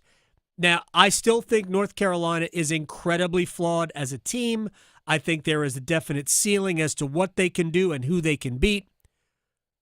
But they are dangerous on the perimeter, and that will always give you a chance. I still think their front court isn't very good. And against teams with good front courts who can get to the glass, they're going to really struggle. But that was a great win and the best possible way to get that great win. It was an incredibly important player finally against a good team making something happen in a positive way. So that was my biggest takeaway from that game was, man, they were lucky to win it. And by the way, at the end of it, Burton had a layup at the end with 4.8 seconds left. They inbounded the ball. He got all the way to the rim and missed the layup. Now, it wasn't wide open. It was contested, so credit to North Carolina for defending it, but they did allow, if that shot goes in, there isn't anybody that goes, oh, man, what a lucky shot. No, he got to the rim. So, still issues. Defense's problem is a problem for UNC. Rebounding on both ends is a problem. But that was a very big win, and I think a very cool player for them to bring it to them. All right, when we come back, we will stretch. We will place bets. We have a championship game tonight. Did you know that? Oh, well, we're going to hear more about it soon. You agreed very fast. I did. There's just been a lot of games, and so it's kind of shooting a dart at. We have a championship game tonight. I'll just leave it at that. I figured this is football with the feet. It is? No. Oh. No, football. Oh, American yes. football. Football Mike with the DeCourcy hands. shamed me on Friday. He did. I feel so terrible about it. Anyway, we'll do football, American football, a championship next. Serving it up hot and fresh every day. Adam Gold on the North Carolina Sports Network. I choose to stay up to date on my vaccines to protect what matters most, my community. Don't let COVID-19 and the flu stop you. So make sure you have protection against new virus strains that continue to spread this fall and winter. Don't wait. Get up to date. Because my health is our health. Ask your healthcare provider about updated flu and COVID-19 shots. Don't wait. Get your updated shots today. Visit myspot.nc.gov and find yours today. Oh, football fans, time to buckle up because for the first time ever, 5 straight days of playoff football in college and pro, FanDuel celebrating with the great playoff payoff. I love that. Adam Gold here from my friends at FanDuel, America's #1 sports book, and that is a no-sweat same-game parlay every day for all 5 days. With a no-sweat same-game parlay, you can combine your bets from the same game for a chance at even bigger winnings. If it doesn't hit, you'll get your bonus bets back. FanDuel.com/AGS. Be a part of it. FanDuel.com/AGS and have fun. 21 and over and present in North Carolina. Opt-in required. Minimum 3-leg parlay required. Refund issued as non-withdrawable bonus bets that expire 7 days after receipt. Max refund $5 unless otherwise specified. Restrictions apply. See terms at sportsbook.fanduel.com. Gambling problem? Call 877-718-5543 or visit morethanagame.nc.gov. Did you know that since you have public power, your electricity is operated and controlled by people in your community, not by a for-profit investor-owned company? These local folks are directly accountable to you. They don't answer to shareholders. They make decisions for the good of your community. What's more, your public power provider invests in your community, providing jobs and supporting your local economy. Local people working together to meet local needs. That's public power. Learn more at electricities.com. The North Carolina Department of Health and Human Services is looking for people age 21 or older to volunteer in long-term care facilities. Community Advisory Committee volunteers help residents and their families advocate for the needs of individuals living in long-term care facilities, such as nursing homes, assisted living facilities, and family care homes. Volunteers must complete orientation and training to become designated and certified representatives of the Long-Term Care Ombudsman Program. Visit ncdhhs.gov/aging to find your county's ombudsman. As fall championships begin, the Governor's Highway Safety Program would like to remind you to buckle your seatbelt when traveling home from today's events. Whether you're driving out of town or across town this holiday season, wearing a seatbelt is your best defense against injury or death in a crash. During the busiest time of travel, prioritize your safety and buckle up. Every seat, every time. And remember, click it or ticket. It's the law. This message brought to you by the North Carolina High School Athletic Association, Governor's Highway Safety Program. Healthcare.gov has plans for health because you have plans for life. All plans cover doctor visits and emergency care to keep you and your family running strong. All plans cover hospital stays and prescriptions so you can have peace of mind. Visit healthcare.gov to explore health plans from the brands you know. 4 out of 5 customers can find a health plan for $10 or less per month with financial help. Healthcare.gov is here for you. Final deadline to enroll is January 15th. Paid for by the U.S. Department of Health and Human Services. AARP is working hard to make sure people in North Carolina are getting the most out of life. Whether it's helping you stay healthy, save more money, care for loved ones, or simply have some fun, AARP is making a difference in communities across the state. You have a wise friend and fierce defender with AARP. Learn more about progress being made for older adults in the state by listening to AARP Without Limits. You can find the latest episodes of AARP Without Limits wherever you listen to your podcasts. This is Adam Gold. Yeah, but he's real patient, like he said in his interview today. In all other aspects of life. Yes. If he's in line at the drive-thru and it's taking a long time, he will not ram the car in front of him. Exactly. Someone's pressing his shirt. He will wait 30 seconds for it to be crisper.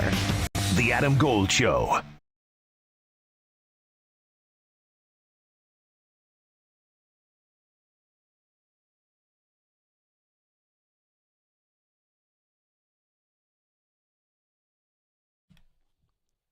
It's the Adam Gold Show. I am Adam Gold. Victoria producing the program. I'm going to place bets in a moment. But yes, we do have a football championship game tonight. And, you know, on Thursday, we have football playoff games for 5 straight days. Yes. We have college football. We have Penn State, Notre Dame on Thursday. Then Ohio State and Texas on Friday. And then we have Saturday, Sunday, Monday of NFL playoff games. 2 Saturday, 3 Sunday, 1 Monday, as the powers that be force us to watch football for 5 straight days. Yes. A marathon. It is crazy. All right, let's stretch. Okay, well, there's a lot of new articles about just recapping the year, and I know music nerds out there like me like to hear these different stats. So the most streamed song on Spotify in 2024 was actually Taylor Swift. Not Taylor Swift. No way. I know. That's Scotty McCreery.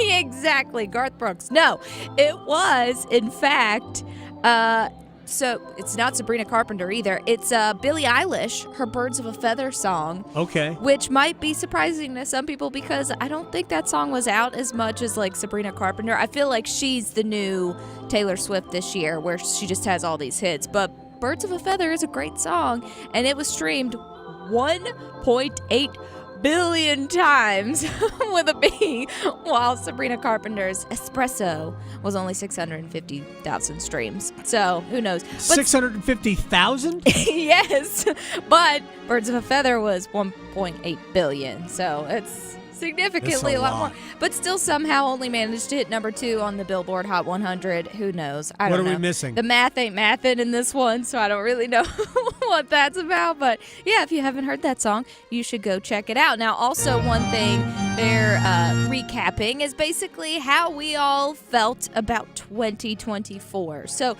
if you were to give 2024 a grade from 1 to 10, 1 being awful, 10 being incredible, what would you grade it at?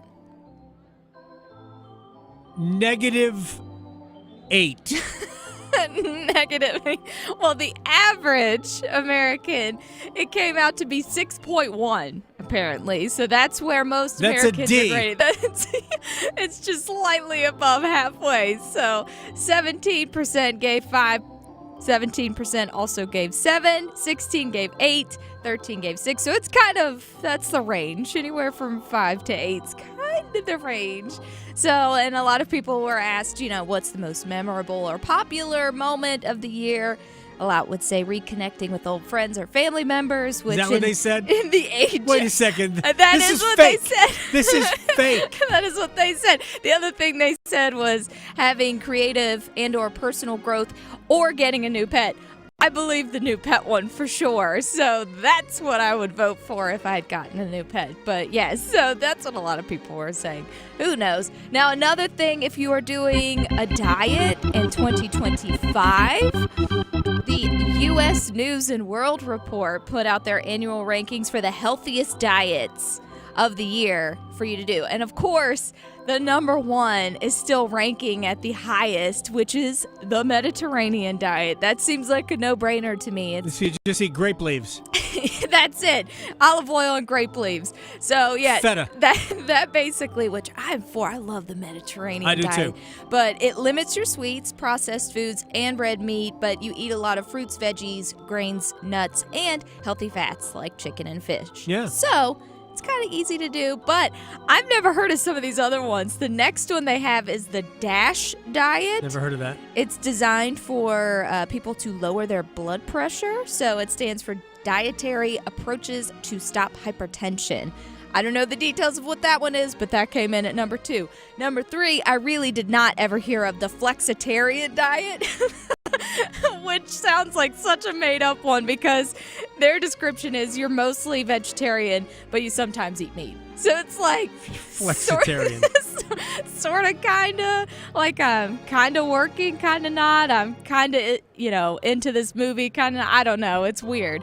So yeah, flexitarian diet just seems like an excuse to do whatever. And then there's the 4th one, the Mind diet, where you can mash up the Mediterranean and the DASH diet. So you pick and choose whichever you feel like starting the year off, but I don't know. I think the Mediterranean one has stuck around for a while for a reason, so it's probably a good one to go to. There's almost nothing better than a good Greek salad. I know. I love a good Greek salad with feta and the oil and vinegar. Oh, so good. But yeah, highly recommend that. Also highly recommend, which we try, but to make some good bets. Place your bets. Place your bets. We do try.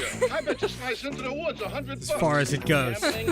Just an attempt. Bushwood, sir, and I never slice. Okay, you can owe me.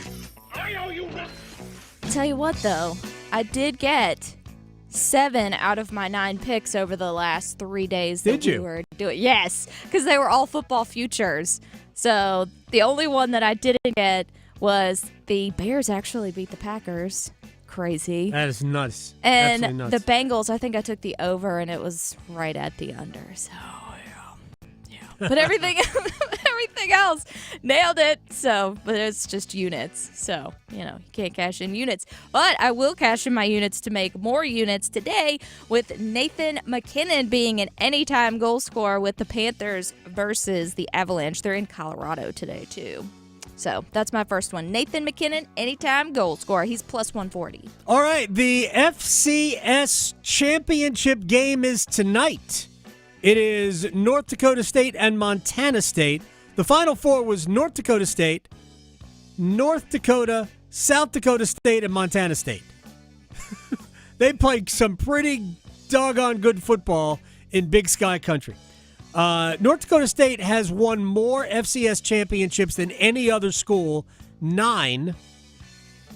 Their first came in 2011. Ooh. So of the last, I guess they probably didn't, did they have one during the pandemic year? They must have. Either way, 9 times since 2011 they have won it all. They are a 3.5-point underdog tonight. We're going to take them on the money line to win it outright. Under 58.5 plus 270. Nice. Go Bison. Yeah, I don't know if that's on any of the diets I mentioned, though. Vancouver Canucks, they're going to be in Montreal taking on the Canadiens. I think Nick Suzuki might be an anytime goal scorer tonight. He's plus 240. All right, I'm just going to give you a winner. A home underdog. Nice. The Seattle Kraken to beat the New Jersey Devils tonight. They are plus 205. Oh. I like the value there. Man, I wish I had bet Anaheim as a big underdog at home to Tampa. I missed it. Yeah. Missed it yesterday, but I'm going to go Seattle home underdog to New Jersey plus 205. See, and that's my next one, but the goal scorer I'm going to pick is a very familiar name here, Stefan Nason, anytime goal scorer plus 250. All right. Finally, we do have English Premier League soccer, Mike DeCourcy. Nottingham Forest is away to Wolves. Forest plus 120. We'll take that. Take Forest to win. We will also take both teams to score and Chris Wood an anytime goal scorer. That's plus 640. Have a little fun with that. Maybe go a little easy on it. Wall of Sound next. Going beyond the box scores. Adam Gold on the North Carolina Sports Network. Listen every afternoon for The Drive with Tim Donnelly. It's 2025 and everybody's looking for a fresh start with their resolutions. Every team, player, coach, they've got something on a wish list. The Canes, I think they could use a little bit more toughness. The Panthers, clarity on Bryce Young. Is he the guy? Is he not? And every college basketball team wants to be hitting their stride as they hit the ACC schedule. The Drive with Tim Donnelly, 3 to 6 on 99.9 The Fan. Giving your child their first phone is an important and often difficult decision. After all, it is a milestone in your child's development. The Phone Ready quiz from the American Academy of Pediatrics can help make this decision easier. Go to healthychildren.org/phone ready quiz to take a short questionnaire that'll help you decide if you and your child are ready, almost ready, or not yet ready for their first phone. Go to healthychildren.org/phone ready quiz today. Tim Donnelly here for Zero Res. And right now, Zero Res has the biggest sale ever going on in celebration of the new year. Make sure you get all that 2024 dirt behind and look ahead to 2025. That's right, out the door 2024. We're feeling fresh, clean, and zero resified in 2025. Right now, the best part is it's all gone from 2024. Carpets, tiles, rugs, upholstery. Basically every surface in your house can be zero resified and leave that dirt behind. The offer right now, 3 rooms of carpets cleaned starting at just $109 and take an additional $100 off your air ducts cleaning. The offer is valid through January 31st, so be sure to get on it now. Visit ZeroResRaleigh.com or call 919-995-0000 and ask for the 99.9 The Fan Station Special. Spell it forward or backward, it spells the same, Zero Res. It's bow time. Leg and thigh dinner from Bojangles for just $5.99. Leg and thigh dinner from Bojangles for just $5.99. So crispy. So crispy. And juicy. And juicy. So much flavor. So much. Stop it. What are you doing? What, you expect me to get this delicious deal and not say anything? You're unbelievable.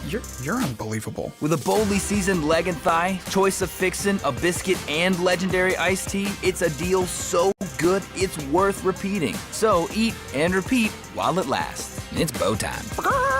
It's bow time.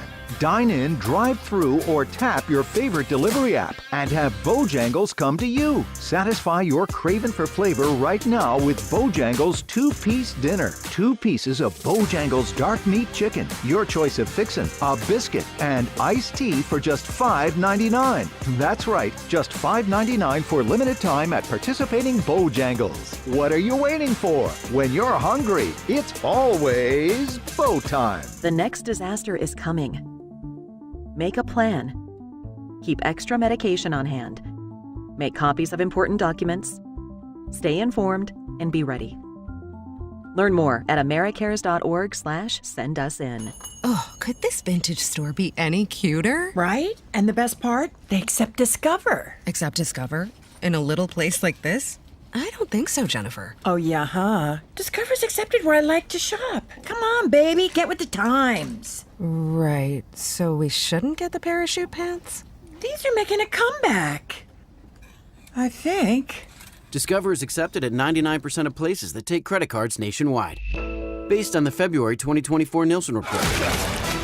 This hour of the Triangle Sports Leader is powered by Ritchie Law Firm, injury lawyers. Ritchie Law is on top of it. Go to ritchielaw.com. That's ritchielaw.com. WCMC HD1 Holly Springs. Take us with you on the radio, Instagram, TikTok, Alexa, and YouTube. 99.9 The Fan, the Triangle Sports leader. It's a tight formation. Thielen slot left. Tremble, the tight end. Here's the snap. The fake to Boone. Young backpedals. Rolling to his right. He can run for it. He's got the 10. He's got the 5. Bryce into the end zone. And Carolina takes the lead. Count them. 1, 2, 3, 4, 5 touchdowns today for Bryce Young. Young is under center. Here's the snap. Sanders up the middle. Charging through the end zone. Touchdown, Carolina. The Panthers walk it off to end the season. That they did.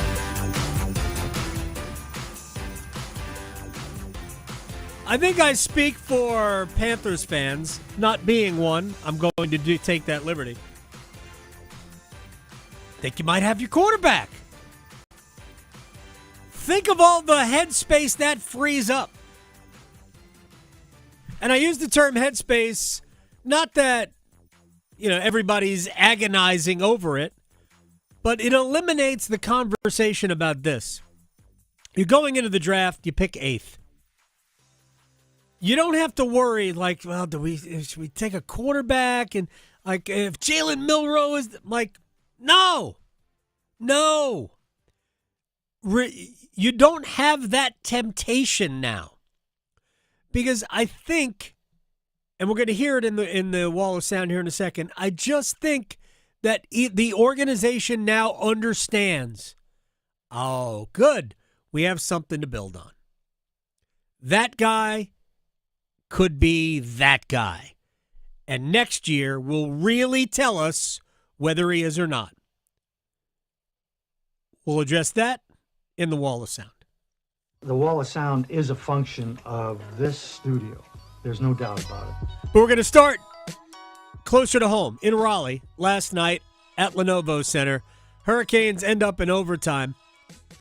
And the normal plan of attack for Rod Brindamore is Jordan Stahl goes out, wins the faceoff, and then he comes off the ice. Sebastian Aho comes on. He usually starts with 2 defensemen and Jordan Stahl, Brent Burns and Jacob Slavin, the 2 defensemen. Stahl left the ice. Aho came on. Burns left the ice. Natchez came on. Neither Aho nor Natchez left the ice until the game ended at 3:30 of overtime. So 90 seconds into overtime, those 2 guys are still on the ice, and Rod Brindamore talked about the guy who won it. He was having a great game, and so a lot of times you can just read the body language. He didn't want to come off. You can tell when a guy's had enough. He just wanted to keep going, and I thought he was not one of the best players out there, but maybe the best player on the ice tonight, so I'm happy he wanted to stay out. Yeah. I'm happy he wanted to stay out. Stay with the hot hand. I'm not sure exactly what he meant, but you could tell when he's had enough. Because I've seen Aho get into these mindsets of, I have had enough of this game. I am going to end it now. And I think that might be what Rod is getting at, because I have seen that from him before, just like we have seen that from Natchez this year. Big win. Yeah, Pittsburgh isn't that good. They are fighting for a wild card spot, and they have been playing well.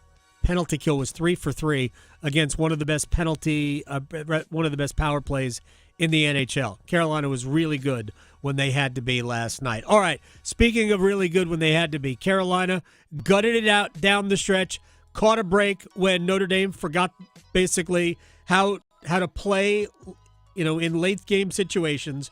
But Hubert Davis's team got big performances out of Elliot Cadeau and others and won a game. I told him after the game I can point to everybody that made impact plays out there to help us win, whether it's on the offensive end and defensively. And that's what ultimately what has to happen is you have to have guys step up. And Elliott stepped up late. Jay Witt hit a 3. Drake was struggling from 3. Then he knocked down the 3. I was just really proud of this group, going through tough times, and you you have a disappointing game on Wednesday, and then you get back on the road and you're playing at noon, and you just want something good to happen. And I'm just really happy for these kids, and it's awesome to see that smile on their face. And Elliot Cadeau scored 6 of his 10 points in the final 30 seconds. It was a tremendous finish for him, and we'll see if it rubs off on the rest of the team. Bryce Young, I have the numbers in front of me. 25 of 34, 251 yards, 3 touchdowns, 2 rushing touchdowns, 24 yards on the ground, a 94.3 total QBR rating out of 100. That sounds good to me. Dave Canales said Bryce made it easy.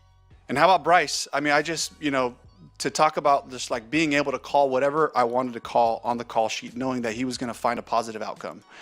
He was going to find a throwaway, a big play, a scramble for a touchdown, just the different things and how freeing that is just to be able to call whatever fits that area, not have to second guess the calls. And he gave us that ability to do that today, and just, he'll come up here and the first thing he'll say is how awesome the offensive line played. Can you tell the difference in Dave Canales? Big time. Do you remember 2 months ago, he wasn't even going to tell us on a Tuesday that Bryce was going to be the quarterback the next day. Mm-hmm. He just couldn't bring himself. You could see the relief float away off of him. You could actually hear him smiling right there. Mm-hmm. Here's Dave Canales on Bryce and the future. Well, I'd say we'll take it week to week. We got no more weeks, So, Bryce is our quarterback. I'm so proud of the way that he just took the challenge and he just grew every week. He just took new lessons, new things, applied it to his game, was engaged, challenging the guys. The whole thing, the operation today was excellent. I gave him a call late. In overtime, we had to take a timeout there. He kind of saved me on one. So, it's great to know that we can make those decisions. But, he's done a great job also of just, continuing to push the group, regardless of the situation, to push the group, working the sideline, working his teammates, working on his game. So I'm really proud of that. I remember our roundtable on Friday and I believe this is, I'm not saying this to be different or outrageous. Bryce Young, to me, is the reason that Bryce Young looks like this. I'm not saying Dave Canales has no part in it. That would be ridiculous to say that. But the reason why Bryce Young looks like a bona fide NFL quarterback is about him. It's not about anybody else. Offensive line has clearly played better. Adam Thielen has a role in this too, by the way. But again, I'm not crediting Adam Thielen for Bryce Young's development this year. It's about him and the work and the confidence that he is now exuding. So, and again, I think it matters that Dave Canales would have never gone back to him if Andy Dalton didn't get in a car accident. Now, maybe he would have if Dalton started to play poorly. But Canales would have let us in on that possibility when they made the switch. And coming off of that Week 2 game, I would understand if he didn't go back to him. But they had basically shut the door on Bryce Young. And then it was open for them, and Bryce Young has developed. Very nice. Now the next step next year is looking like, oh yeah, that's the guy we took number 1 overall. So there's another big hill to climb. But I think we'll enjoy watching it. All right, the head coach of the Detroit Lions, Dan Campbell. Keep this in mind. Now, they won the division last year, right? But they went from 3 wins in year 1. There was the we're going to bite kneecaps. Yes. Right? Then they went to 9 wins, which they started 1-6. Actually, they might have made the playoffs that year if it weren't for a loss at Carolina that ended that winning streak. Then they won 12 last year and 15-2. This year. Here's the head coach. Just total team effort. Started with our defense, and took the whole unit. But man, what a great job! Back-to-back division winners in the NFC North. Got the 1 seed, 15 wins. I just couldn't be more proud of those guys. And I just told them that to me, this has been in the making for a while. it takes a special group of guys, and I think you kind of had to go through what we've been through over the last 4 years, the core of this unit, and then anybody that comes in, they fall in line because that's what we're built around is our core, and they really delivered for us today. They absolutely did. All right, I was going to play a Dan Orlovsky clip, but I don't know that this qualifies as breaking news, but I want to make it breaking news. So throw the breaking news sounder up because I think this is significant. And again, it's not breaking news. This is an Adam Schefter report. Adam Schefter says that the Steelers could be persuaded to trade Mike Tomlin to another team. Wow. So my long-standing comment about Mike Tomlin. I love every single thing about Tomlin. Yeah. If he ever became the head coach of the Jets, I would go back to being a Jets fan. Yeah. If you are the Jets, I'm not sure I'm giving up a first-round pick, to be honest, but I would consider it. That's your move. Mm-hmm. That's your move. I will leave it right there. Wow. Poor Tomlin. I made a tweet about this. He looked like he wanted to cry the entire game. I realized it was cold, so maybe his eyes were just cold. Could be. But, Yeah. But poor guy. Yeah. He's great. I love Tomlin. Everything about him.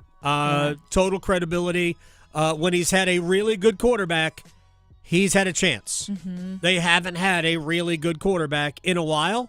Look, the Steelers have not been great for the last, I'd say, 6 or so years, 7 years. It's been a long time since they have won a playoff game. I think they've lost 7 in a row. Yeah, they've just been very mid for a long time. I mean, yeah, they haven't had a good quarterback. No. The end of Ben Roethlisberger, by the time we got to this point in the season, Roethlisberger was broken. Mm-hmm. Anyway, Darin Gantt, Panthers.com, is going to join us. We'll talk about how the season ends, the 8th pick, what he has seen in the growth of Bryce Young and other players. Next. Serving it up hot and fresh every day. Adam Gold on the North Carolina Sports Network. Listen every afternoon for The Drive with Tim Donnelly. It's 2025 and everybody's looking for a fresh start with their resolutions. Every team, player, coach, they've got something on a wish list.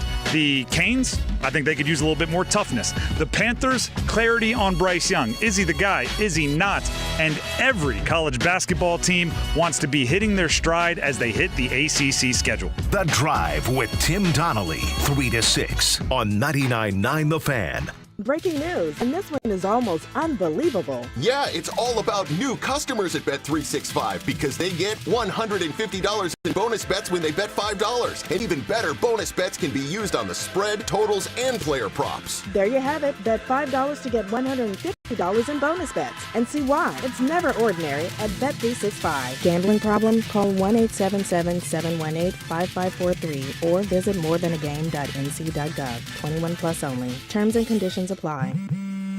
What's better than one win? 3 wins. With Straight Savings, you keep your own phone, get one line for only $25 a month with real unlimited data, and get rewarded with a $200 phone credit after 12 months. It's a win-win-win. Head to Walmart or visit straighttalk.com today. Switch to Straight Talk. Less dollars, more sense. Straight Savings Plan enrollment requires compatible unlocked device and new line of service. Bonus device credit requires 12 months of active service. Offer ends if eligibility requirements are no longer met. Taxes and fees apply. For network management practices, see Straight Talk's terms and conditions. Stop letting high-interest debt weigh you down. Pay it all off in days thanks to Loan Pronto's new Rapid Equity Loan. Hey, it's Dennis Cox from my friends at Loan Pronto.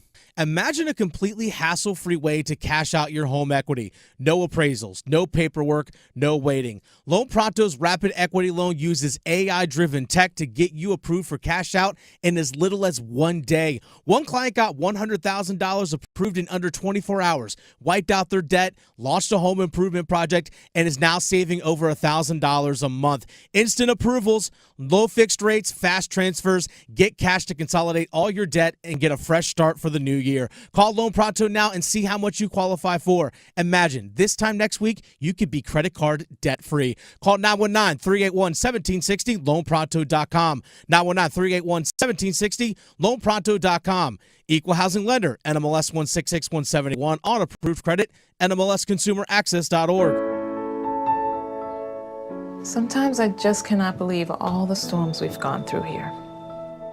I can only hope that we'll be able to leave this house to you one day, baby. You're our legacy. Planning for these disasters will make sure we're safe, and is the best way to protect that legacy.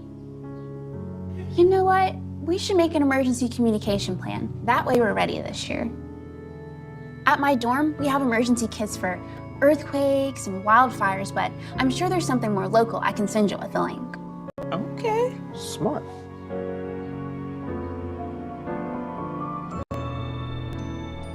Protect your legacy.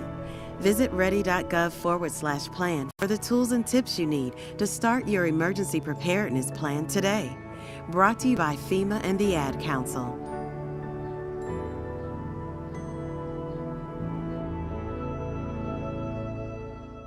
The smarter way to clean your floors.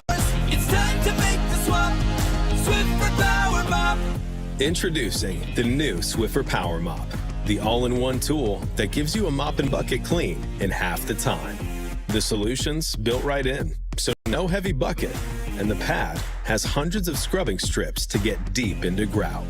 Don't mop harder, mop smarter. Swiffer Power Mop. Swiffer Power Mop. This is Adam Gold. I'm definitely, if I had my choice, I'd say I'd go with the real tree. Just the whole thing, it just brings up what Christmas is all about. I kind of enjoy that, but we're no longer doing that.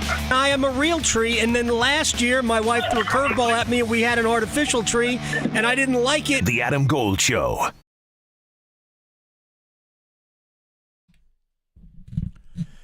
It's the Adam Gold Show. I am Adam Gold. Victoria producing. If you had told me after week 2 of the NFL, middle of September, that in week 18, Bryce Young would account for 5 touchdowns without a turnover and even flex on the Atlanta Falcons with a touchdown pass on which he was not even looking at the field.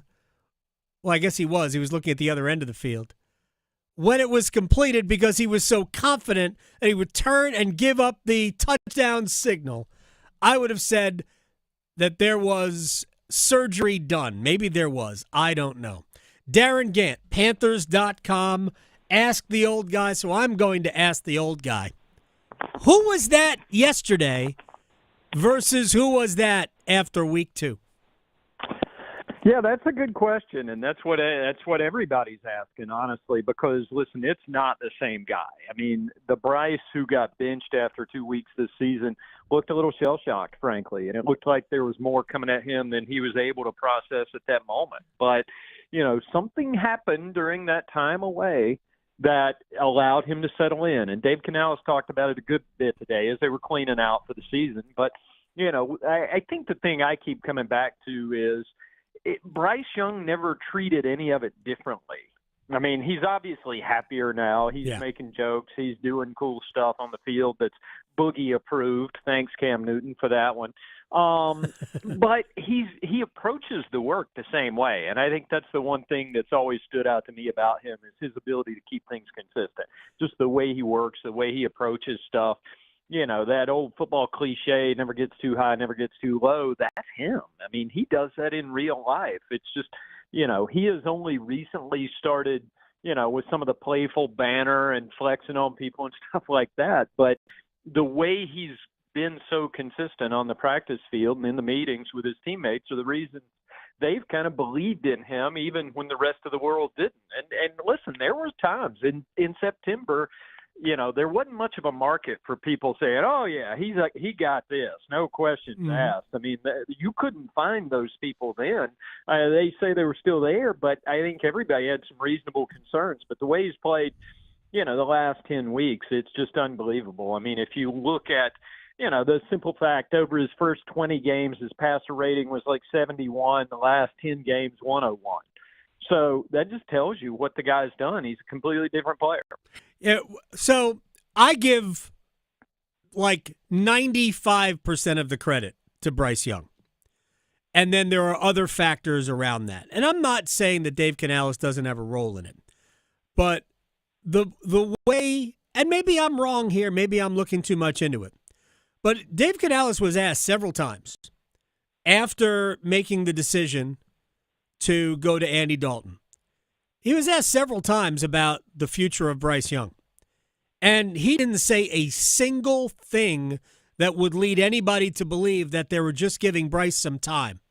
That, in due time, we're going to get back to him. He just needs a reset. He could have said that. He didn't say anything about it. And I think that's because no one was certain at that point we were ever going to get to this guy we saw yesterday. Right. No, I think agree. It was reasonable. So when he did that, the point Dave made in September was he had to do what was best for an entire football team. Right. Nothing about that offense was functional in the first 2 weeks.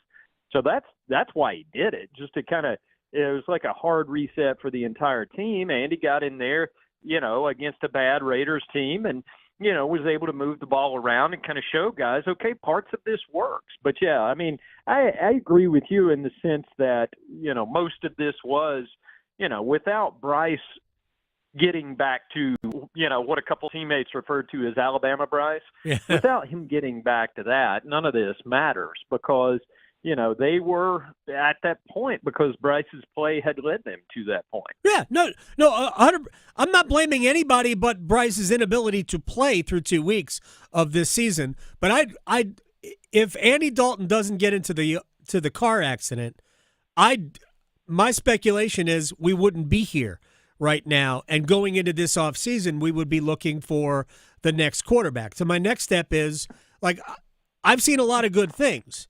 Now, next year, it's up to him to look like the quarterback that was taken first overall. To me, he looks like a good NFL quarterback, but the first overall pick is different from a good NFL quarterback. Like, if I were Jacksonville, I would be really disappointed that Trevor Lawrence looks as Trevor Lawrence does after 3 years. After 4 years, I guess. I'm looking forward to Bryce Young after next year. Yeah, listen, I think you would take the Bryce Young from yesterday, regardless of, wherever that person was drafted, that quarterback, that's one you want on the field. We've had a season of people, pointing at Baker Mayfield and pointing at Sam Darnold and saying, hey, what happened to those two guys, that kind of stuff. And that's fine. Those guys are doing well in other places, even though Sam wasn't able to get it done last night with everybody watching.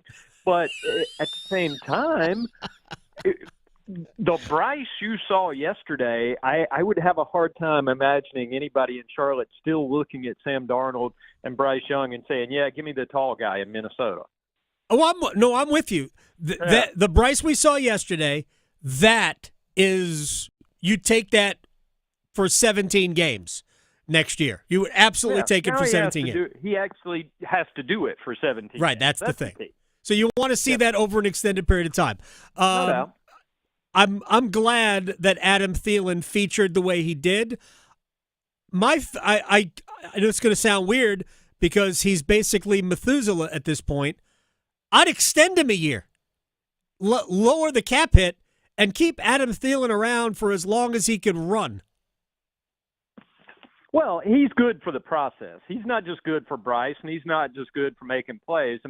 I've joked that he's kind of the patron saint of undrafted wide receivers, and so he's good for Jalen Coker. Yep. And as you're trying to groom up a guy, he's good for Xavier Liggett, even guys who were drafted. So I just think that he's been in a good spot. They went out and signed him for a reason to go with Bryce, and I think with where they are now, going through all that transition a year ago, let's just remember, I like to keep things in context.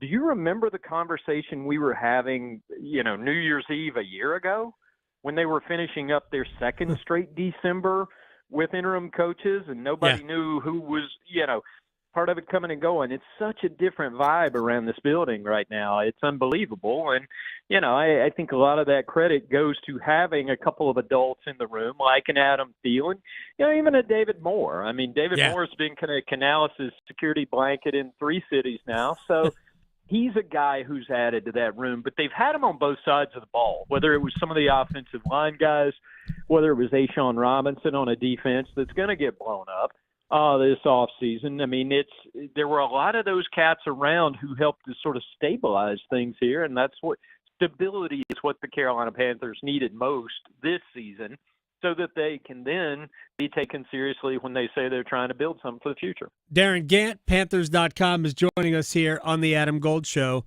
All right, so before we get to the defense, real quick, and I won't keep you too much longer anyway, if you had to say, all right, this is what the Panthers have to go out and get on the offensive side, what is it?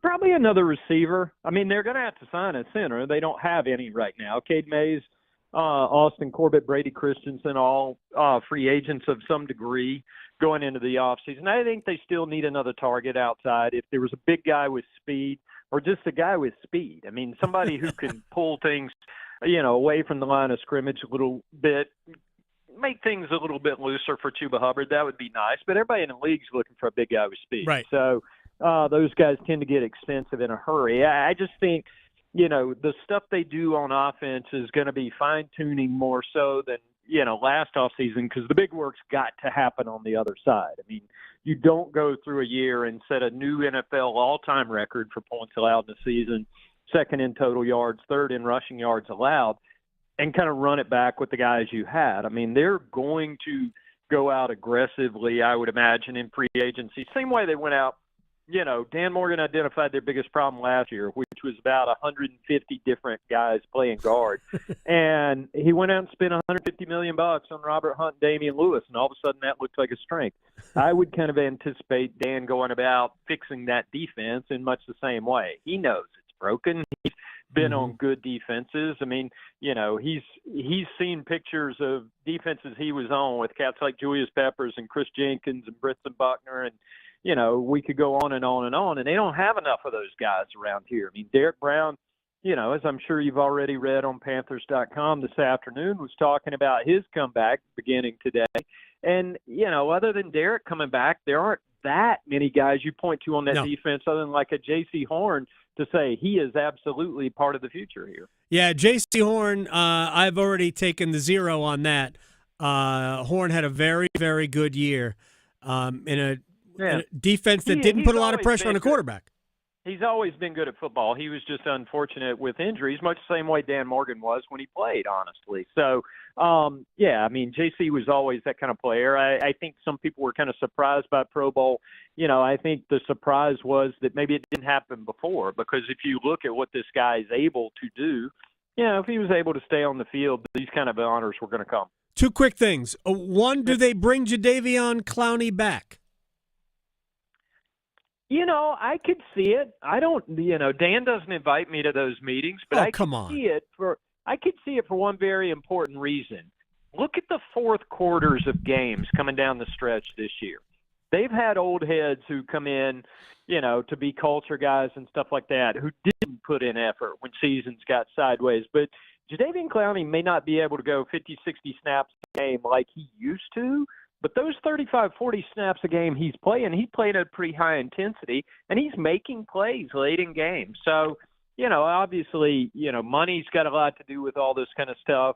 His want to, their want to's got a lot to do with it. But there's nothing I saw from Jadeveon Clowney this year to make me think, that guy's just cashing a check because he wants to be close to home. He was actually putting forth good faith effort.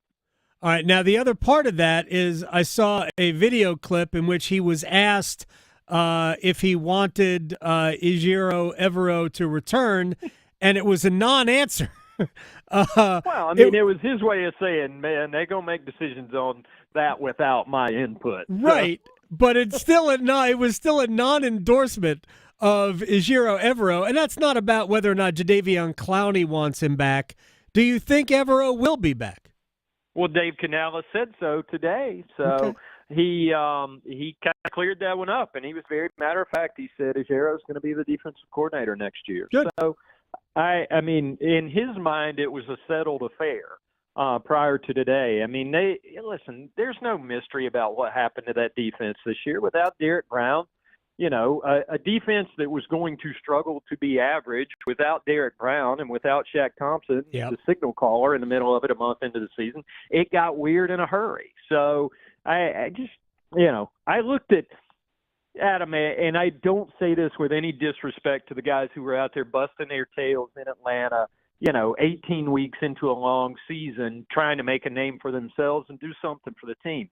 They didn't have enough dudes out there. And a lot of those guys who were out there playing aren't guys that are going to be on the team next year just because they're going to go restock that side of the ball. And again, no offense to any of the guys who were out there, but just look at the names. And, you didn't recognize a lot of them. I mean, I'll give you an example. LeBron Ray is a guy they love as a rotational backup. But LeBron Ray's starting and playing 50, 60 snaps a game, and that's more than you need out of him. I mean, and I got all the respect in the world for that dude because, A, he still drives the Nissan Altima he drove in high school, and B, he's been out there second half of the year playing with a club on his hand because he broke his hand. He's got a steel plate in it. So, it's not the fault of the LeBron Rays of the world, but they're just playing more snaps than they need to be playing. Darren Gant, Panthers.com at Darin Gantt. Welcome to the off season. Now the real work begins for you. You have mailbags. Yeah, but it doesn't include a coaching search for the first time in a couple of years. I tell you what, I'm watching the TV this morning and I'm like, nope, couldn't be me. Are you going to miss it? Are you going to miss a coaching search? No, are you insane? I haven't had a January off in about 5 years. What are you talking about? It's amazing, isn't it? And that's the best thing for the Carolina Panthers in all seriousness. When you're not turning things over year after year, you've got a chance to build. So, they're as happy as you can be about a 5-12 season, but considering the chaos that came with 2-15 last year, I think everybody in this building will sign for it right now. You're the man. Darin Gantt, I'll check in again soon, my friend. I appreciate your time. Panthers.com at Darin Gantt with 2 T's for extra talent. My man, I'll talk to you soon. The mailbag will return soon. Thank you. Appreciate it. See y'all. You got it. All right.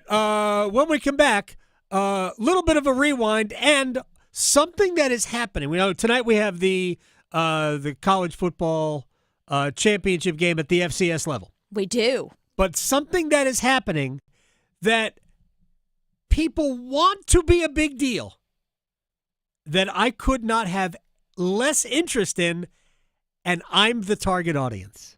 Next. Raleigh to Boone, Charlotte to Chapel Hill. Your Carolina is covered. Adam Gold on the North Carolina Sports Network. I'm Faith. I work as an American Sign Language interpreter, and I just graduated from my bachelor's program. I texted 988 because at the moment where I needed help, I realized that I didn't have access to English at the moment. Sometimes speaking gets hard for me, and they just helped me calm down, and then I was able to find a friend. It's free, and you can get in touch with people who are trained to help through all sorts of crises. Call, text, or chat 988 24/7. Did you know that since you have public power, your electricity is operated and controlled by people in your community, not by a for-profit, investor-owned company? These local folks are directly accountable to you. They don't answer to shareholders. They make decisions for the good of your community. What's more, your public power provider invests in your community, providing jobs and supporting your local economy. Local people working together to meet local needs. That's public power. Learn more at electricities.com. Oh, football fans, time to buckle up because for the first time ever, 5 straight days of playoff football in college and pro, FanDuel celebrating with the great playoff payoff. I love that. Adam Gold here from my friends at FanDuel, America's #1 sports book, and that is a no-sweat same-game parlay every day for all 5 days. With a no-sweat same-game parlay, you can combine your bets from the same game for a chance at even bigger winnings. If it doesn't hit, you'll get your bonus bets back. FanDuel.com/AGS. Be a part of it. FanDuel.com/AGS and have fun. 21 and over and present in North Carolina. Opt-in required. Minimum 3-leg parlay required. Refund issued as non-withdrawable bonus bets that expire 7 days after receipt. Max refund $5 unless otherwise specified. Restrictions apply. See terms at sportsbook.fanduel.com. Gambling problem? Call 877-718-5543 or visit morethanagame.nc.gov. The North Carolina Department of Health and Human Services is looking for people aged 21 or older to volunteer in long-term care facilities. Community Advisory Committee volunteers help residents and their families advocate for the needs of individuals living in long-term care facilities, such as nursing homes, assisted living facilities, and family care homes. Volunteers must complete orientation and training to become designated and certified representatives of the Long-Term Care Ombudsman Program. Visit ncdhhs.gov/aging to find your county's ombudsman. As fall championships begin, the Governor's Highway Safety Program would like to remind you to buckle your seatbelt when traveling home from today's events. Whether you're driving out of town or across town this holiday season, wearing a seatbelt is your best defense against injury or death in a crash. During the busiest time of travel, prioritize your safety and buckle up. Every seat, every time. And remember, click it or ticket. It's the law. This message brought to you by the North Carolina High School Athletic Association and the Governor's Highway Safety Program. Healthcare.gov has plans for health because you have plans for life. All plans cover doctor visits and emergency care to keep you and your family running strong. All plans cover hospital stays and prescriptions so you can have peace of mind. Visit healthcare.gov to explore health plans from the brands you know. 4 out of 5 customers can find a health plan for $10 or less per month with financial help. Healthcare.gov is here for you. Final deadline to enroll is January 15th. Paid for by the U.S. Department of Health and Human Services. AARP is working hard to make sure people in North Carolina are getting the most out of life. Whether it's helping you stay healthy, save more money, care for loved ones, or simply have some fun, AARP is making a difference in communities across the state. You have a wise friend and fierce defender with AARP. Learn more about progress being made for older adults in the state by listening to AARP Without Limits. You can find the latest episodes of AARP Without Limits wherever you listen to your podcasts. This is Adam Gold. Georgia needs Alabama to beat LSU right now. And Georgia fans are beside themselves thinking that they have to root for Alabama for anything. So, I mean, it's messy everywhere. The Adam Gold Show.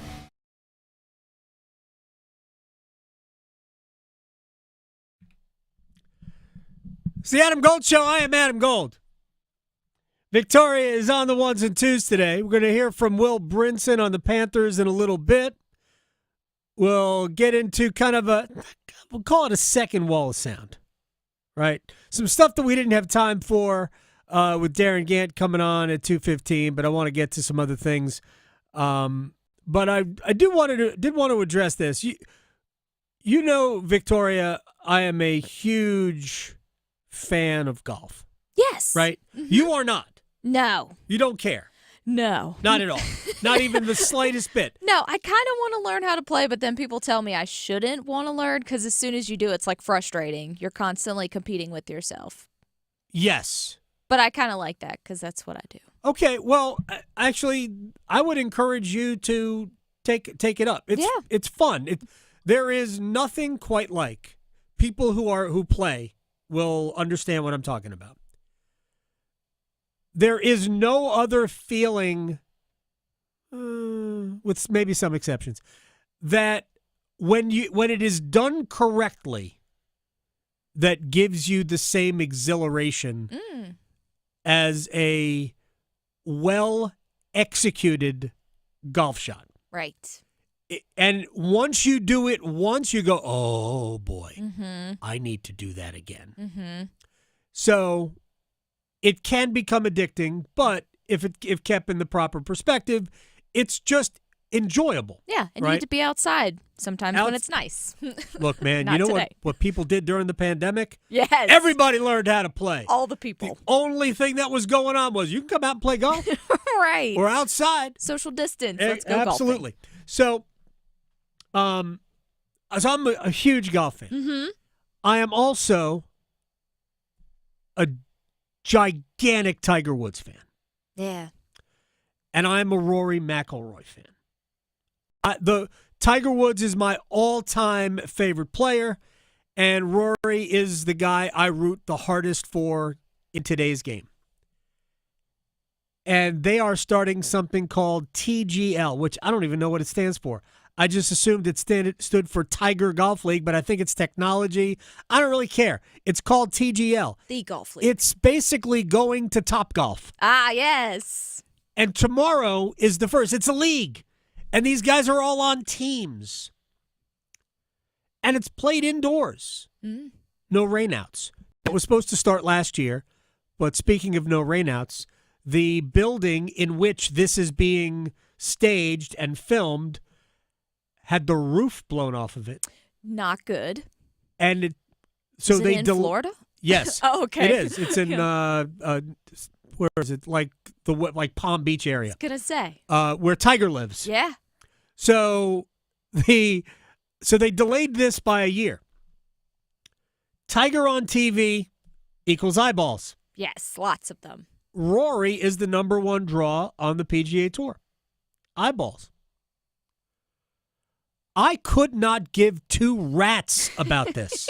Yeah, right. Not a second will I care about this. Now, I will say that if I didn't have a hockey game to cover tomorrow night, and the first match is tomorrow night, or the first show is tomorrow night, I might check it out. But I am not going to sweat a second that I will miss it. Yeah. 9 o'clock tomorrow night on ESPN. And it is the Bay, San Francisco, against New York Golf Club. All right. Yeah. It's the Bay Golf Club against New York Golf Club. Ricky Fowler is on New York. Wyndham Clark is on the Bay. Xander Schauffele. Same people who decided to call the Washington whatever's the football team. They came up with those names too. I just can't. I could not care less. No, it's kind of how I felt about the Pro Bowl until they got rid of it for football. Yeah. Now it's actually, it seems to be fairly fun. Right. If you have nothing else to do. But you wouldn't go out of your way to watch it. If you have nothing else nothing to do. else at all to do. It probably is pretty fun. All right, we're going to get to the Panthers in a second. I just wanted to mention I've been dying to talk about this for a second because I'm the target audience. Right. Nope. No cares. Sorry. Yeah. None. No cares at all to give. All right.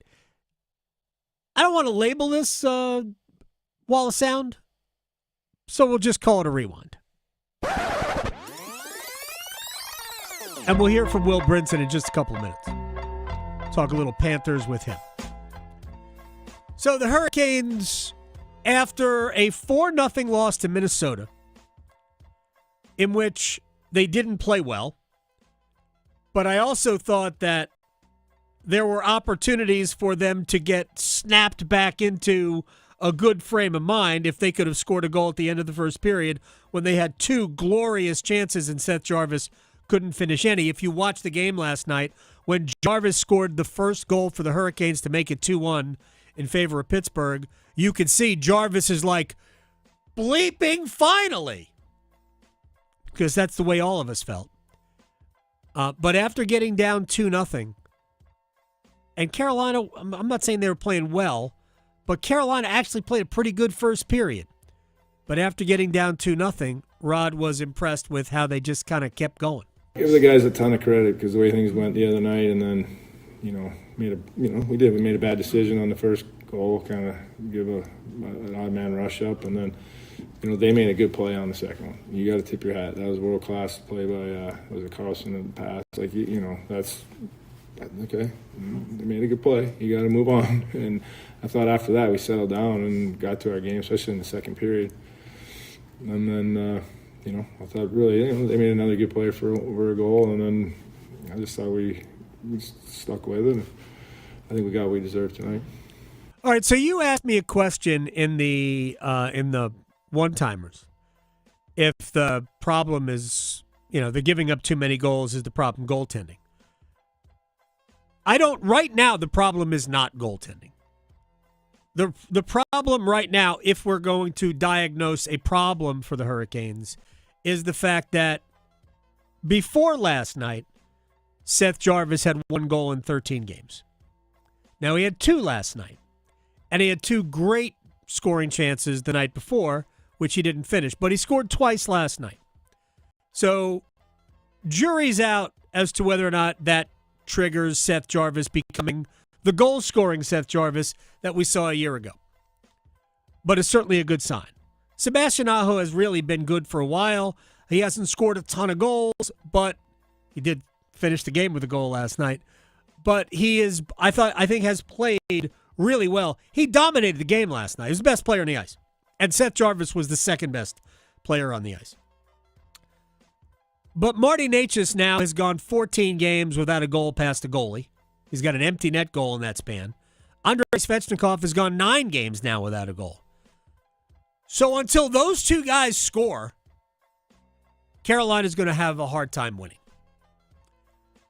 So right now the problem is they need more of their run producers to produce runs.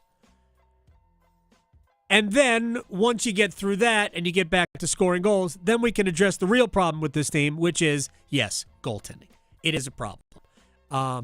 Until Pyotr Kochetkov becomes consistently good, it's a problem. All right. Will Brinson, senior NFL writer, CBSSports.com, joined us earlier. 17 games done for the Carolina Panthers. And finally, now that that's over and we saw what happened last night, now it does appear that the Panthers have their quarterback. I think so. I mean, I've been sort of banging that drum for a few weeks now, and I'm not alone by any stretch of the imagination. We were texting about it, and I was doing season-long grades for every NFL team, and I think the Panthers are one of the few teams that were below like 7 wins that I gave a B to because I don't think you look at the Panthers season and say, wow, incredible year, like great job, everybody gets a raise, but you look around at like some of these teams that finish 8-9 or 7-10, and a lot of them are having the owners issue press releases that say we're not going to fire everybody. and when you look at the Panthers, I don't think there's a discussion about firing Dave Canales and whether or not we think Dave Canales is a good coach. Another topic, but the fact that you, even if it was an accidental genius move to get Bryce Young back in the starting lineup and have him play well, the fact that he did come back and play well and had some of these great moments and big throws and, led the team to wins or kept them competitive. I mean, they weren't really that far off from being like an 8-9 team with some close losses against good teams or a better start to the season. It can be dangerous, but to suggest that performance at the second half of a season can just roll right over to the next year. But I do think you have to be optimistic about what Bryce Young did over the second half of the season, and in the context of young quarterbacks and where they stand with their various franchises.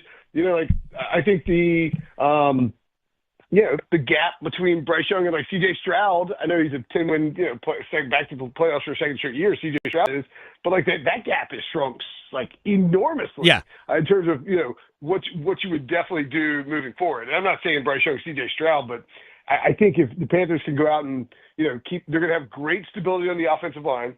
You're going to have stability with the coaching staff. Go out and get another weapon. Improve the defense. Get some guys healthy on that side of the ball. And, I don't think it's a team that's going to be favored to win the division or anything by any stretch, or even favored to go to the playoffs. But it's like a team where you start to feel some optimism about for the long haul.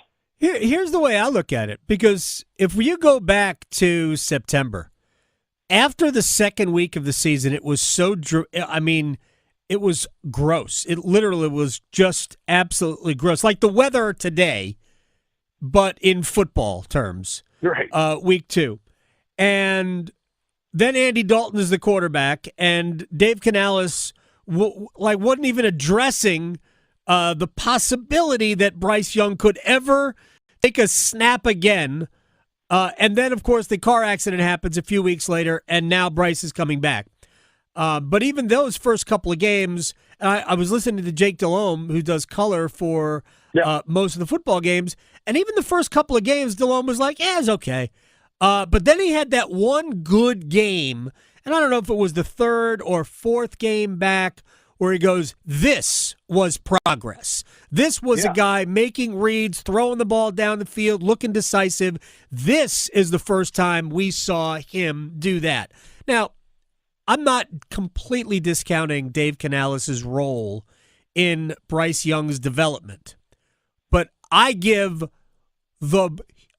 overwhelming majority of the credit to Bryce Young. Because what a mental hurdle to overcome his first year plus 2 games in the NFL. I mean, 2 games in when he was benched, 2 games into his second season when he's benched, and the former number 1 overall pick is sat down. I mean, it's over for him in Carolina. Yep. It is hard to imagine, where the franchise even go. I mean, this is how wild NFL seasons are, right? I mean, we're talking 3 months ago, 4 months ago, Forever. where, the general pervasive sentiment around Panthers fans was like, where does this franchise even go for the next 5 years? Because you not only just set the number 1 overall pick on fire, but you traded future first-round picks, right? I mean, it ended up the number 1 pick the next year when they get Caleb Williams, you trade DJ Moore. You're on your who knows if Dave Canales survives? You're on your 4th coach in 3 years somehow, and it's a sort of a testament to the importance of patience, which is something that's been lacking with Carolina. I think I am hesitant to do this, but I'm going to do it anyway. Let's give David Tepper a little bit of credit for stepping back, right? Because he kind of did it. He's been a little hands off, letting the football guys do football things. And I also think you got to give Dan Morgan some credit too, and Dave Canales, because they're paired pretty closely, for the decision making this offseason to go out and improve the offensive line and to coach up that offensive line, because that's really one of the biggest differences in all of the NFL is the jump from a league worst offensive line and the worst quarterback in football, Bryce Young, to an above average starter and a really good offensive line that paved the way for Chuba Hubbard to run for a monster season. You got to hit with some draft picks. You need to make smart moves in free agency. You can't look at this as, all right, let's go spend a bunch of money and we're really, really close to, getting there. You just got to look at this as, all right, year 1 of Bryce was a disaster.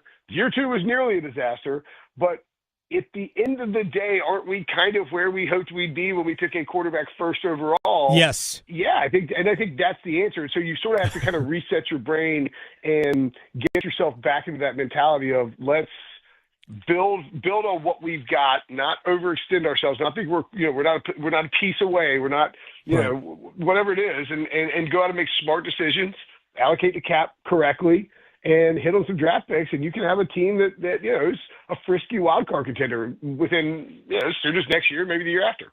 Will Brinson, senior NFL writer, CBSSports.com. We'll finish on this.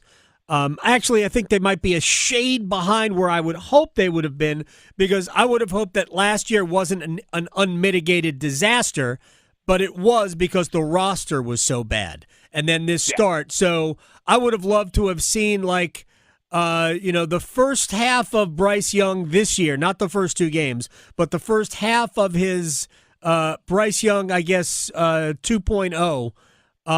I would have liked to have seen that at the end of last year and then take the next steps. But we got here. We're not that far behind his development. And now if you add the roster, he has a good offseason. I think they could be in pretty good shape. So let me ask you. Yeah, and I would just say really quickly too. I think one thing that the Panthers in their current iteration need to realize, and this is something a lot of teams need to realize, is that hitting on those big splashy first round picks are crucial. But go look at the Detroit Lions. Aleem McNeil, 3rd round pick. Amon-Ra St. Brown, 4th round pick. They got Jamison Williams and Aiden Hutchinson with, and Jameer Gibbs and Jack Campbell with their first-round picks from the Stafford deal, but then Brian Branson in the second round, Sam Laporta in the second round. You have to hit on more than just those first-round picks. Yeah. And you need to be smarter about trading back and accumulating more draft picks and piling up talent and hoping to hit on some of those mid-round picks. You look back at the Matt Corral trade where they give up all the stuff to go get him in the third round and never plays a snap. That's something that this franchise specifically needs to focus on, especially because they traded so many first-round picks to get Bryce Young. They did. Well, they traded one first-round pick or two first? They flipped 1 and 9, right? And they also added this past year, plus the second. So they're still kind of in arrears when it comes to assets, but maybe they got the quarterback. And again, I would never have made that trade because ultimately you're getting the quarterback before you have the pieces to help that quarterback work. So just think about it in this way. The teams like the 49ers, who, yes, had a bad year, mostly injury-related here, but the 49ers got 3 years of dirt-cheap Brock Purdy to build a team around. Well, they weren't paying him anything. Essentially, you would have wasted the first 2 years of that with Bryce because you got him too soon. With that said, you do have him. So it does look like it's going to work out in the long run. Victoria, thank you. See you better tomorrow. Going beyond the box scores. Adam Gold on the North Carolina Sports Network. Hey, football fans, buckle up because for the first time ever, we have 5 straight days of playoff football in both college and the pros, and FanDuel is celebrating with the great playoff payoff. It's a no-sweat, same-game parlay every day for all 5 days, which means you can combine your bets from the same game for a chance at even bigger winnings, and if it doesn't hit, you get bonus bets back. So not only do we get to watch 5 straight days of playoff football, but it's 5 chances to win big. FanDuel.com/Adam Gold. FanDuel.com/Adam Gold. The great playoff payoff. Only on FanDuel, America's #1 sportsbook. 21 and over and present in North Carolina. Opt-in required. Minimum 3-leg parlay required. Refund issued as non-withdrawable bonus bets that expire 7 days after receipt. Max refund $5 unless otherwise specified. Restrictions apply.